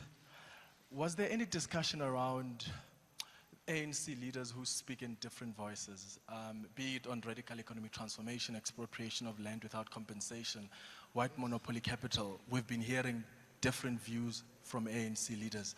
Was that discussed, and how do you plan on curbing this from continuing? My second question is on the regulation of the media. You delved a bit into it, but were there any proposals on how this independent regulatory body should be formulated, or are you leaving that to Parliament? My last question is on the various broadcasting houses. Did you discuss any concerns that you have about, say, eNCA, SABC, or ANN7? I know Zizi has spoken and released, or the ANC has released a number of statements about ANN7, calling it a mouthpiece of factions in the organization. Did you discuss any of these channels? Thanks. Hi, Karima Brown, eNCA. The Black First, Land First movement claims that its intimidation of journalists is on behalf of the president because he is black, and behalf of the Gupta family because they are black. I just want to know if the ANC commission, rather the commission on the Battle of Ideas, discussed whether it is important for the ANC president to disown the actions of the Black First, Land First organization, because they are claiming to be his supporters. The second question I wanted to ask was, if this is supposed to be the battle of ideas, why are ANC members who disagree with each other threatened with disciplinary action in a policy conference where there is supposed to be as many views as possible ventilated? How is the Commission dealing with internal democracy within the ANC so that people are able to express themselves freely without feeling that some stuff are off limits? And then on the question of the media tribunal, the it isn't clear what exactly the ANC is proposing. I just want to get a comprehensive update. Are you actually still calling for the tribunal? And then just lastly, on the issue of the SIU and the SABC, I see the President signed the proclamation on life Isidimeni. Is the President also going to soon be signing the proclamation on an investigation that enables the SIU to pursue those who have been fingered in the wrongdoing by the public protector at the broadcaster, the public broadcaster that is? Thanks. Thank you, Karima. On this note, I would like to bring Pete with your question, man. Is Pete still here? I love your standard question. I want to bring you on this note that question. Where is Pete? Yeah. And just noting, Zizi, that you are wearing the media freedom band, so thank you for that. Mr. Mtembu, Peter de Tooy from Huffington Post, what motivated the Commission to again put if it is the Media Appeals Tribunal on the table? What was the reason why it was put on the table? Is there, since the last conference, a deterioration in the ANC's relationship with the media and the way that we cover the country? What was the reason for that? Thanks. Now you disappointed me, you know. There was an expectation for all of us. Ranjani. My name is Ranjani Mansami from Tiso Blackstar. Firstly, I'm here. On the issue of media freedom. Would you mind to stand up, please? There was a plea from the broadcasters that they would like you to stand. I know you're too short, but... Okay. On the issue of media freedom, I didn't hear any unequivocal pronouncement from you on this issue. We really appreciate that you stand in solidarity with us on this issue of media intimidation. But what is the ANC going to do to protect us and protect our industry? Secondly, on your comments, the Media Appeals Tribunal has been in your discussion documents for some time, and you feel that we need to be regulated. But with all due respect, there were attempts from within the ANC, from within Luthuli House, to run a black ops operation to distort the national discourse ahead of the local government elections last year. So the regulation works two ways. I mean, if you want to regulate us, I think you should also be able to look at what the ANC itself is doing, both through government communications, where we get harassed by government spokespeople, and then I think that has contributed quite a lot to this environment where it's a free-for-all on the media, where everybody feels entitled to be able to attack us, irrespective of the freedoms we enjoy. And finally, you have taken resolutions on issues such as digital migration and such at your previous conferences at the NGC. These were ignored by your deployee in the communications ministry. And what are you going to do to make sure that these are implemented now? Thank you. Tabo and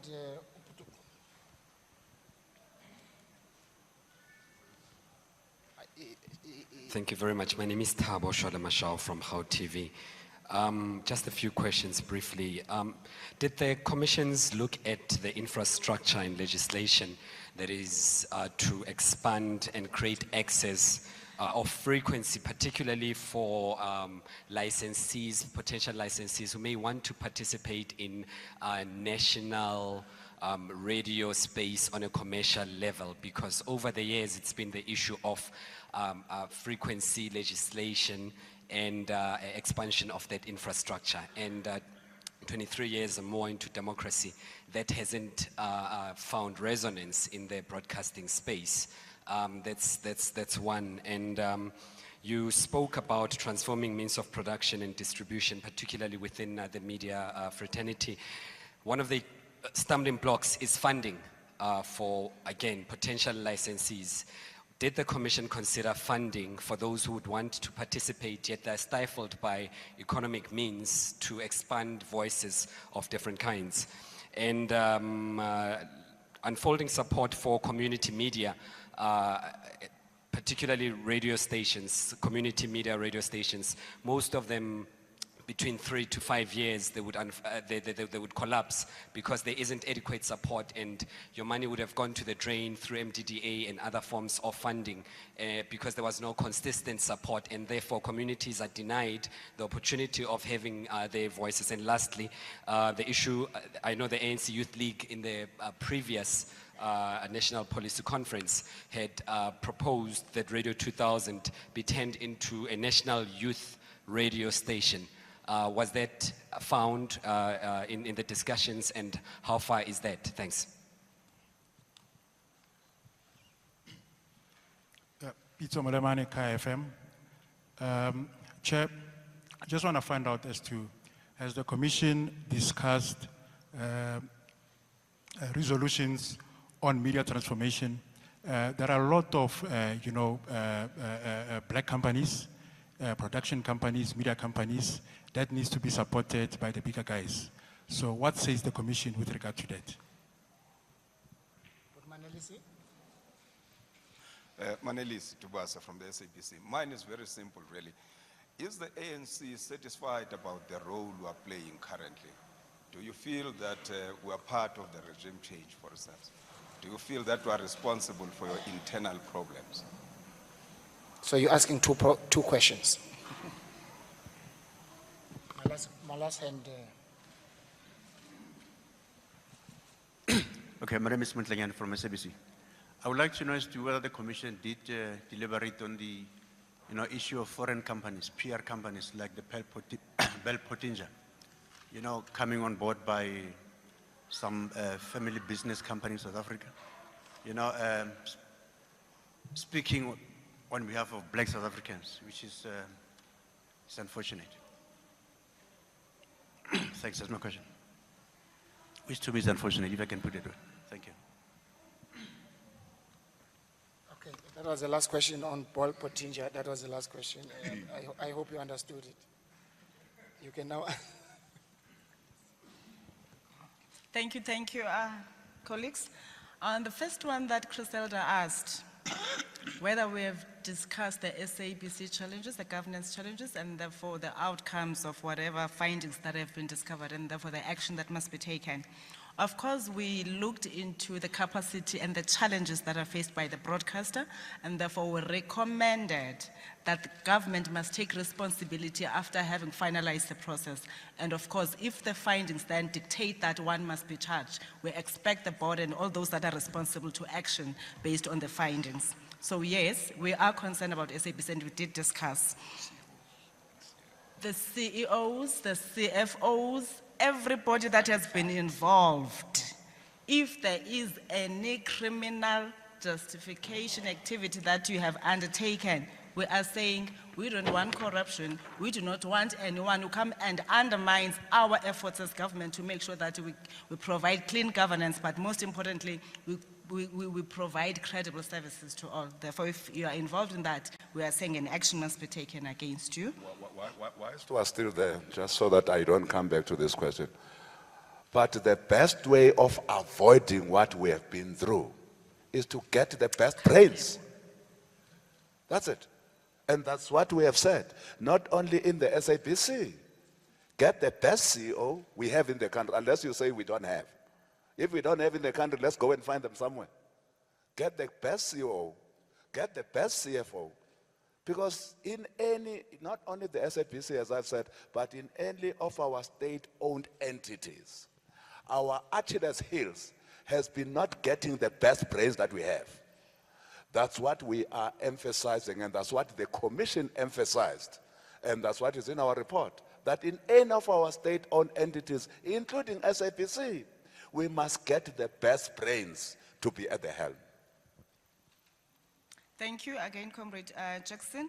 On ANC leaders who speak on different voices, and how do we plan to deal with that? Earlier on, when I made the presentations, I emphasized the importance of coherence and consistency because we have seen that this contributes negatively towards the society. But most importantly, what we said we're going to do, because we've got to come up with the media policies, the ANC, we are finalizing that both all platforms of media and social media to say what is it that needs to be communicated, but it becomes a concern again when members contradict each other, and we have cautioned against that the ANC will have to take an action only when members contradict each other on policies and principles and values of the ANC. On personal issues, the ANC cannot take responsibilities. Like now the question that has just been asked about the BLF claiming to defend the president of the ANC. I don't know if they're defending him as the president of the ANC or of the country. I assume they will defend him as the president of the country, because as the ANC, we are here to defend our president. But then again, we are saying if the president feels that it's important for himself to distance himself from that, let him do so. But as the ANC, we know how to call for action, we know how to defend, and how do we do it. We do not have any ally called the BLF. We have ANC and our leagues, and those are the only people that can speak on behalf of the ANC. Any discussions on broadcasting houses? Are we happy with eNCA? AN7 and all that? Yes, we did discuss that when we discussed ownership. Because as we were saying, we're talking of battle of ideas, therefore we've got to know when you give this story, what informs you, what is your thinking, and who is behind the mic. Besides seeing all these black faces and some few white faces, who runs the show, who calls the shots? That's very important, because that determines, if you know that this is Stella and this is how she does things, then you know what to expect from Stella. When Mutama appears, you know what to expect. That's the reality. We all know AN7 is owned by the Guptas. That we all know. But what we are saying also, we need to also know who owns the ANC and other broadcasting houses. Do we have a problem with how media functions or operates, or the role of media currently? We do not have any problem. Hence, we emphasize that as the ANC first, we've got to capacitate our members, including leaders, on how to communicate. Because in most cases, you communicate the content that we have provided to you. Because of the disunity amongst ourselves, then we tend to take information to ourselves. But at times, you exploit that information for your own agenda that also makes sure that you leave us divided. And then that is why we are cautioning against the ANC members. Let them understand what is it that can be communicated publicly and cannot be communicated publicly, and how we communicate that. Of course, not shying away from the fact that we've got to represent the ANC that must appeal to all South Africans. And when we speak, we must make sure that we unite everybody. We don't speak on behalf of a particular grouping. Members of the ANC that were threatened for speaking differently in their commissions, I haven't heard of any member that has been threatened. I know there were concerns when some presentations were made. I haven't had a threat, unfortunately. I don't know if Comrade Jackson has heard about that. We did not deliberate on that, so I can't provide anything. What action are we going to take against the non-implementation of deployees? That is one thing that we also highlighted as the commission, that the ANC has great policies that everybody approves of, but at times when ourselves as deployees go to government, we tend to forget because of whatever challenges that we might be experiencing or interest. But we said it is high time that the ANC calls the shots. We reaffirm the fact that the ANC is the center, and therefore every deployee must remember that, and we are the strategic center as the ANC. Thank you, Comrade Jackson. Every deployee of the ANC has to remember that at all times. If we fail as deployees, the ANC must hold us accountable. You might be asking yourselves, are we capable of holding each other accountable? We are. Because right now, fortunately, we're going to a conference, and we must articulate on the progress that we have made on the policies. But most importantly, we have taken a sober decision that we've got to make sure that we represent our people. Failure to implement the decisions that we have taken as the ANC in government, it then means that we have failed to provide credible services to our people. And that is one commitment that we have to the people of South Africa. On the youth radio station, Radio 2000, that was recommended by the Youth League in the previous conference, SABC has said they already have True FM, which is a youth radio station. Radio 2000 is still functioning in a way that it was.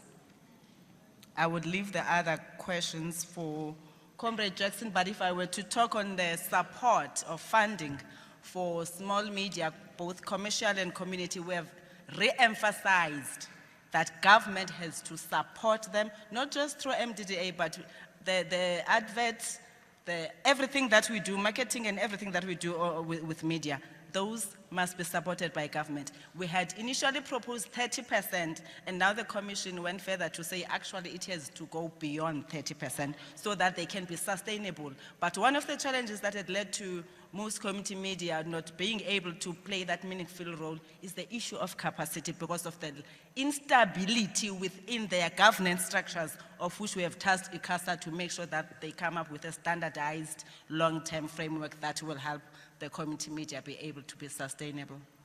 Comrade Zizi, I will hand over to Comrade Jackson. Through you. Zizi Baget. Let me start with one issue that has troubled us greatly in the commission: community media support.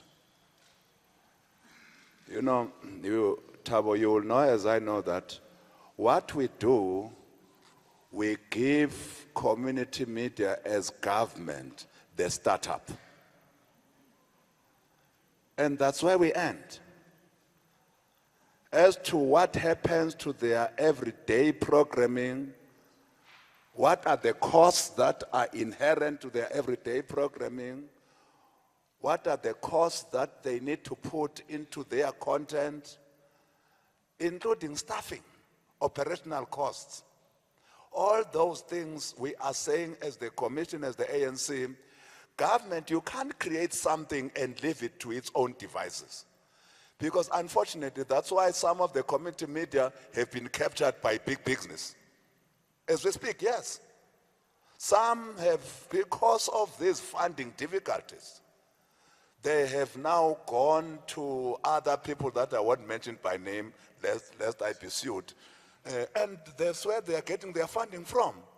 And therefore, even their mandate has since changed because the funder always, or the pays the piper or something to that effect. I'm not that good in English. So you have many of some of our community media that has now gone to be funded by well-established media houses, which was not the original intention. The original intention was that community media must service community. And that mandate has now been messed up by, amongst others, our inability to give proper support to community media. We are saying we must do so. And therefore, in the run-up to the national conference, because all these things that we are saying now are just recommendations, is the national conference that will say, how do we do it? But in the run-up to the national conference, between us and our government, we must say, what is the mechanism of giving this support? We agree with you. There's a lot that we need to do. The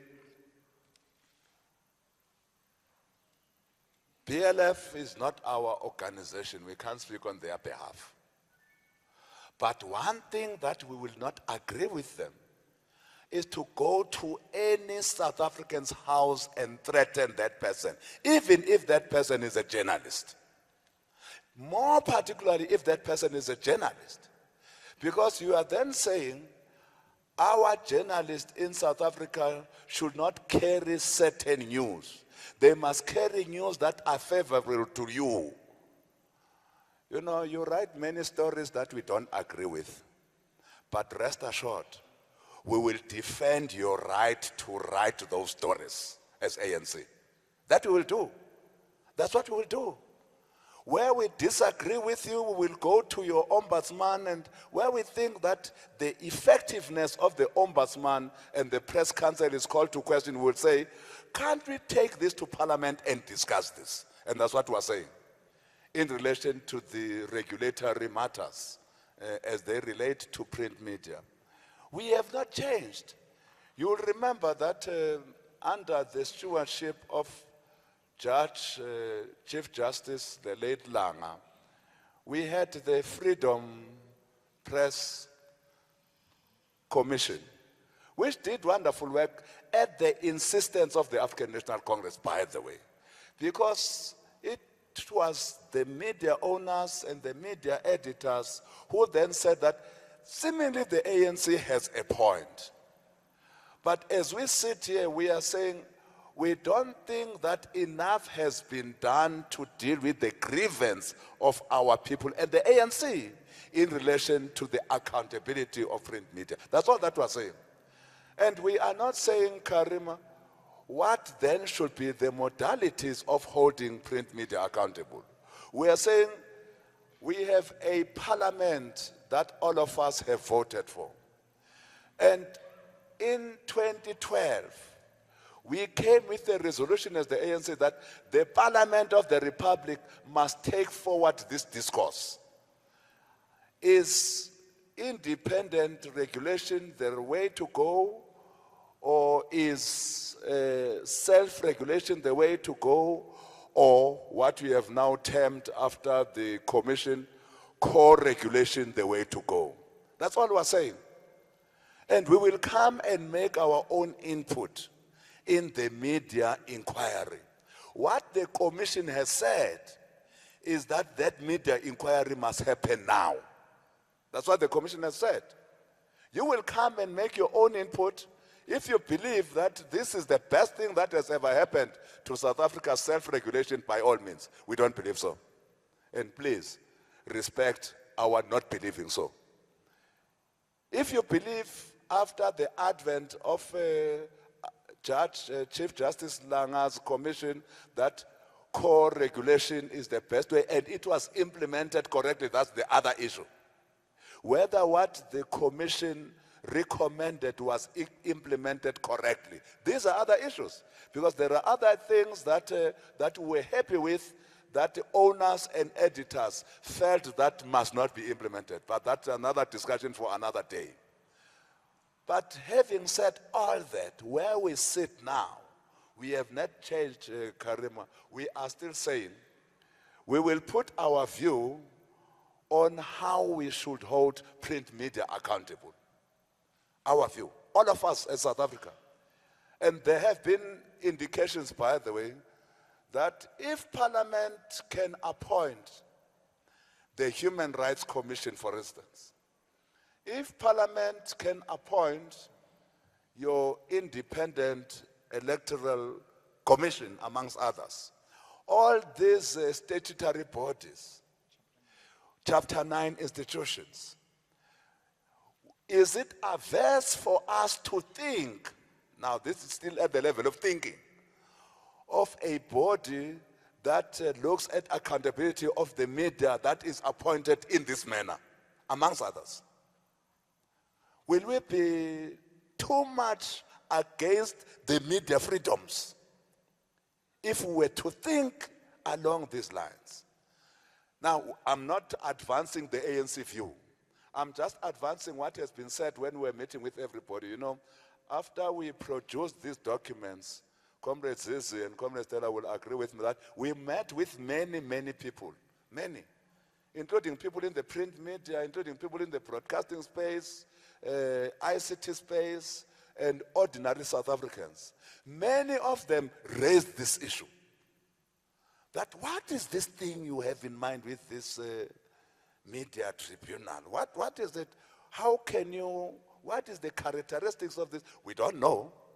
But all that we are saying, as we sit now, including some people in the media space, some who were journalists in the media space, argued that the regulatory regime is not conducive for a democratic South Africa that comes from a colonialism of a special time. They argued strongly that as South Africa we need not to close our mind to something different.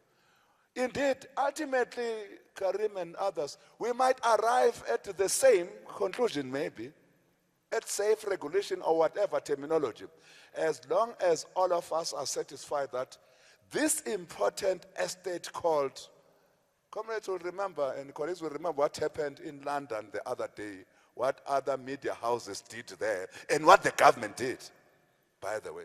So that we don't forget what has happened in other nationalities and other countries. But all that we're saying, we respect you. We respect media freedoms. It's us who crafted, in fact, who are the main movers of this constitution. There is nobody in that parliament, fortunately I'm the chief whip there, nobody in that parliament that has said we must come with some recommendations that must change that aspect of our constitution that talks to media freedoms. Nobody. Nobody has said so. And the ANC will be the last organization. In fact, it's us who fought for media freedom. Will be the last organization to say that there must be no media freedom in this country. That's why the BLFs of this world do not belong to the ANC stable. They will never be. They can't be. You can't be threatening journalists. If you have got a different view from what they are writing, of course, there is something in the media space that is called a right to reply. Make use of that right to reply. If you think that you have been perhaps done in deliberately by whoever who has written whatever piece, there is at the moment a press council. There is an ombudsman. Therefore, those are the things that are available, avenues that are available to you. But there is nothing that says that you must go to a journalist's house and do these silly things that they've been doing. We condemn them in the extreme, and in our view, we call them intimidation. And where we stand, intimidation is a criminal act. They must be arrested immediately. So, colleagues, that is our view on these matters that you have read. ANC leaders speaking in different tongues, these are the issues that we started with. As ANC, we must find the nucleus of our existence so that we continue to speak in accordance with what we were born for, not what we come across in our everyday lives. We were born to be of service to our people. We were born to ensure that South Africa is changed into a united, non-racist, non-sexual, non-sexist, prosperous, and wonderful country. And that's what we were born to be as the African, to champion the cause of the National Democratic Revolution. Unfortunately, there are these things that have divided us internally that now have taken root and have derailed us from this important aspect of what we were born for and what we are and what we stand for as the African National Congress.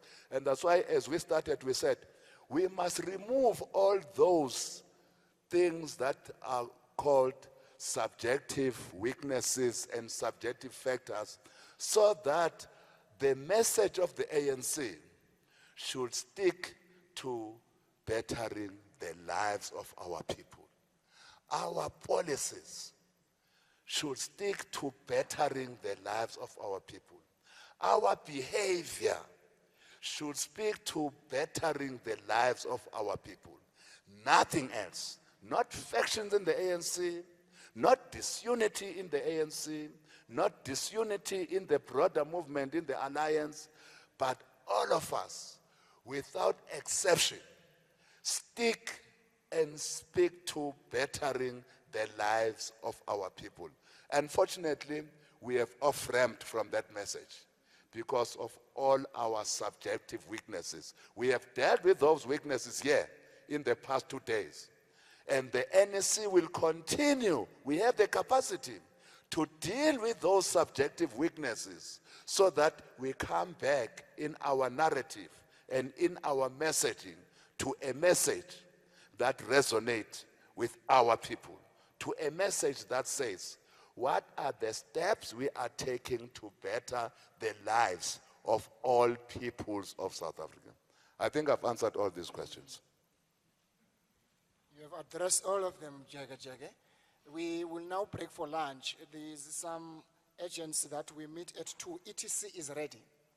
Those of you who thought ETC will take the whole day, it is ready. But I would think let's resume at 2 o'clock. We break for lunch, we resume exactly at 2 with ETC. Thank you very much, ladies and gentlemen. I can't believe this. ETC is ready. Yeah, it is ready. I can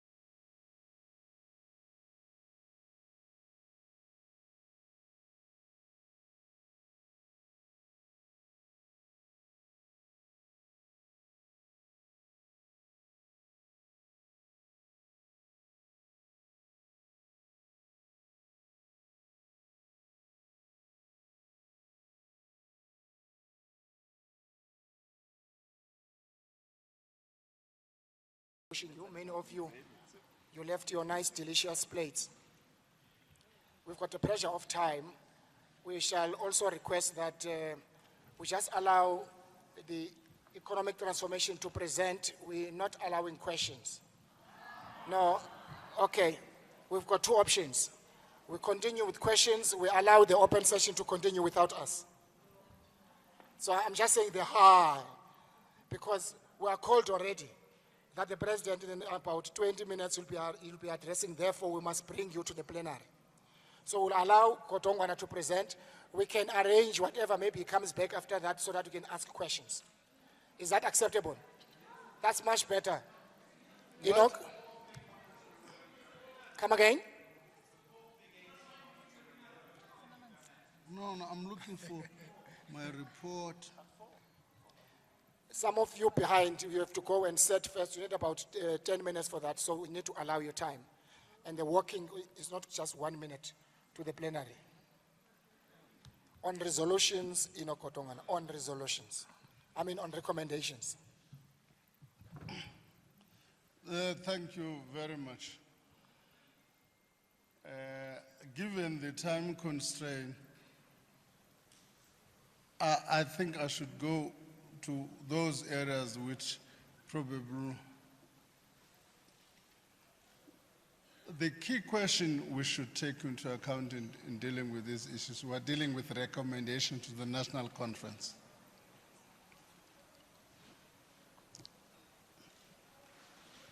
In dealing with those recommendations, key issues, I'm lifting the ones that probably you would like to know. The first one is the land issue. The first one is the land issue. I think there's general consensus on quick measures to restore land to our people. General consensus on that. We also talked about measures to give effect to that. In particular, one of the things we need to do is to speed up the Expropriation Act in order to be able to give effect to expropriation.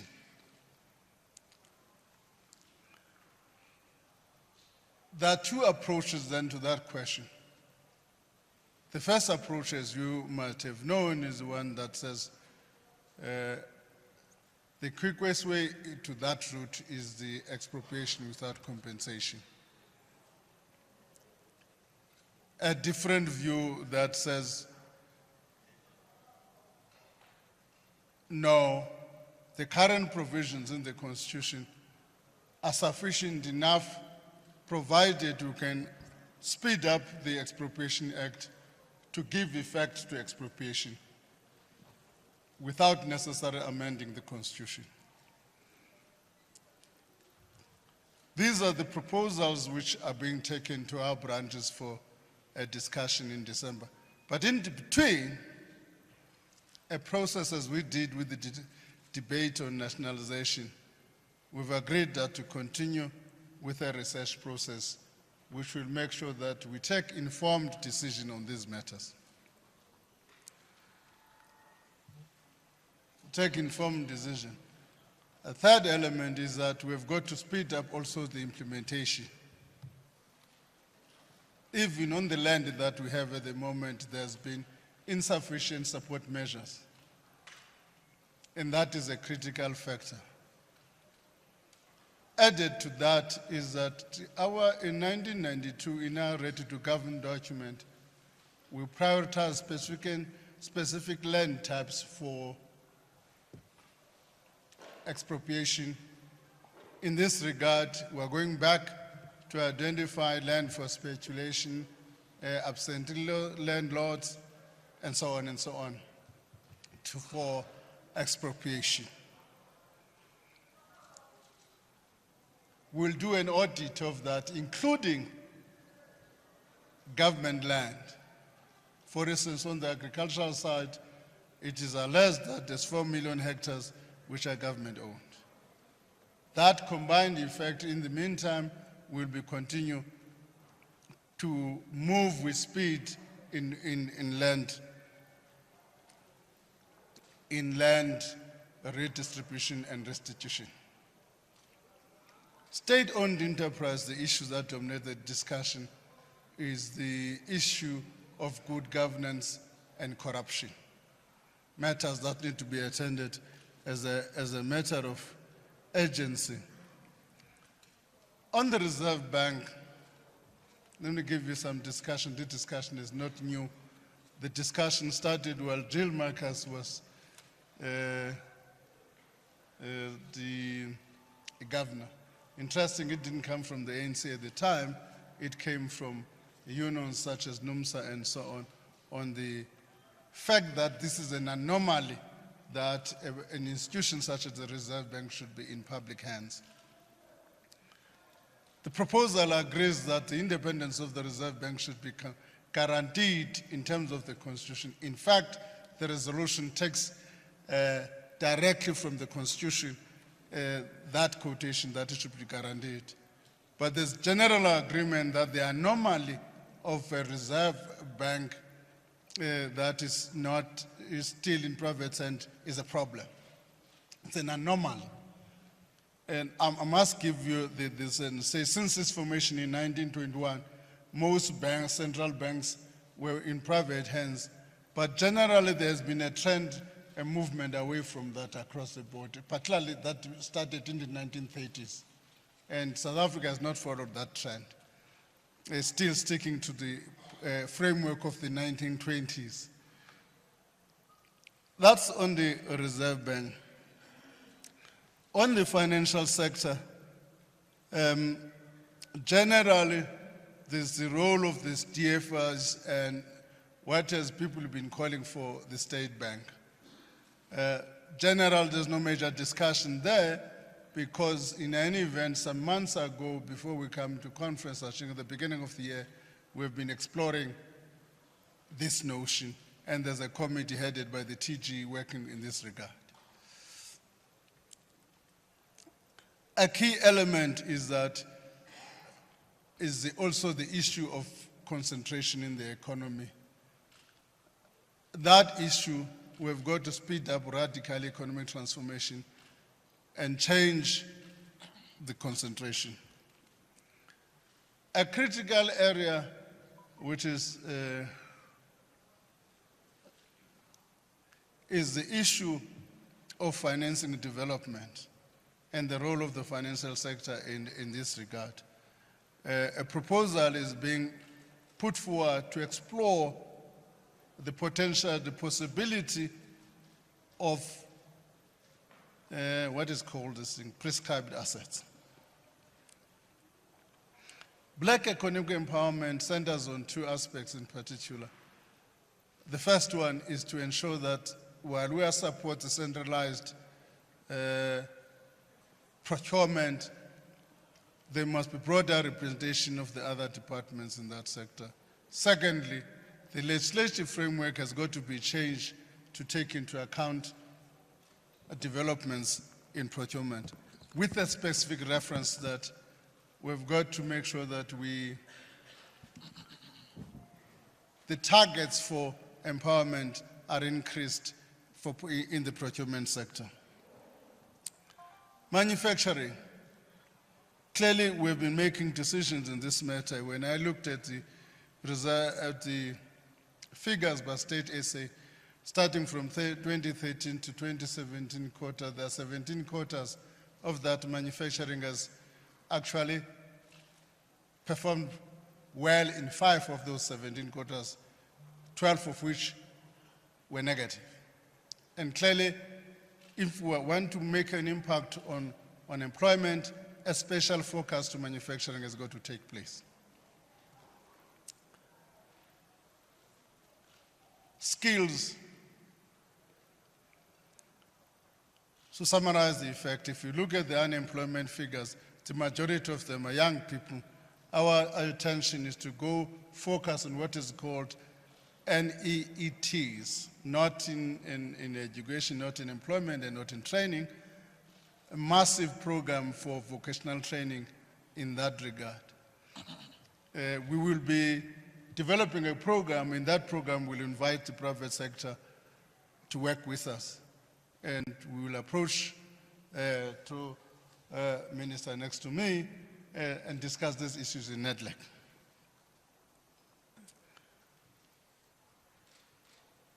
We want also to improve the efficiency of the public infrastructure spending. What do I mean by that?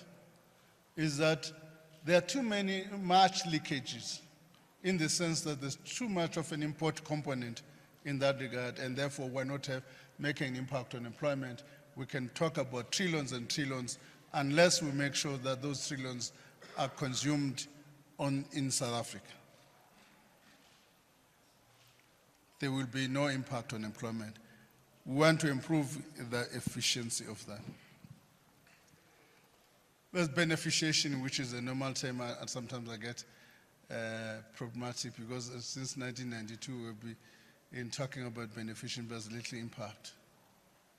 And in this regard, the proposal to make sure that that is in fact achieved. On the mining side, there will probably be a couple of issues.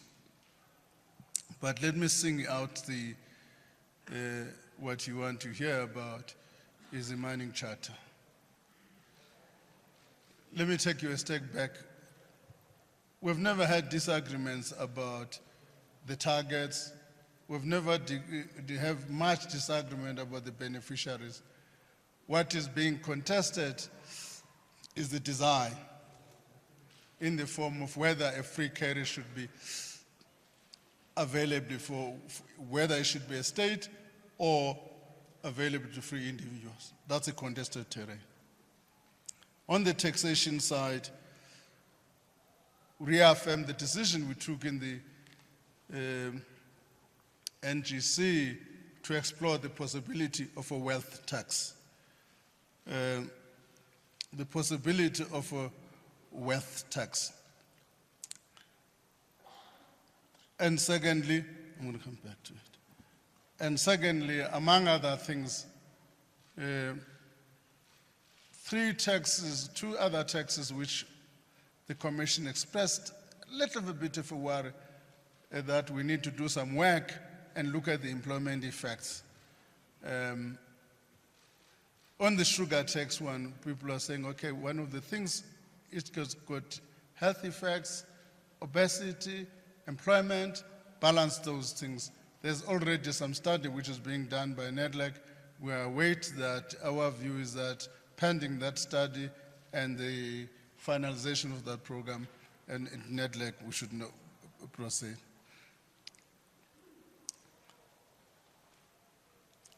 The monitoring and evaluation. A key element which every day was pressed by a lot of delegates is that we come into conferences and make decisions, but lately implementation. In this regard, agreement is that we've got to make sure that we strictly hold our deployees accountable and develop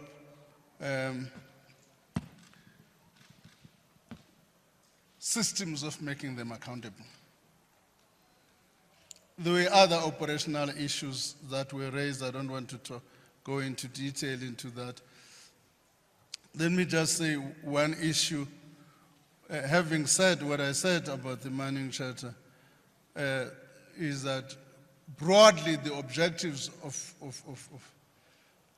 the charter are not contested. We're all agreed in that regard. As I've said, is that the design and the issue is the design. May I stop there? Yeah? Yeah. Thanks very much. As we agreed, we will now allow Kotongwana and Comrade Mildred Oliphant to leave. We shall gather outside. We will take you to the main hall for plenary, which is an open session, after which they will come back to take your question. And we'll deal with the last question, which is now, they just finished the discussion of that commission. We agreed. Kotongwana is coming back here to answer your questions. If I'm still in good health. Thank you very much. I suggest we meet outside and then we'll take you to the plenary. You are factional now. No, you are factional. Uti. We don't mind missing the plenary. Sorry, no. Maybe when I stay. Yeah, fine. There's going to be no clarity. Yeah, fine. I was going to clarity. Yeah, fine.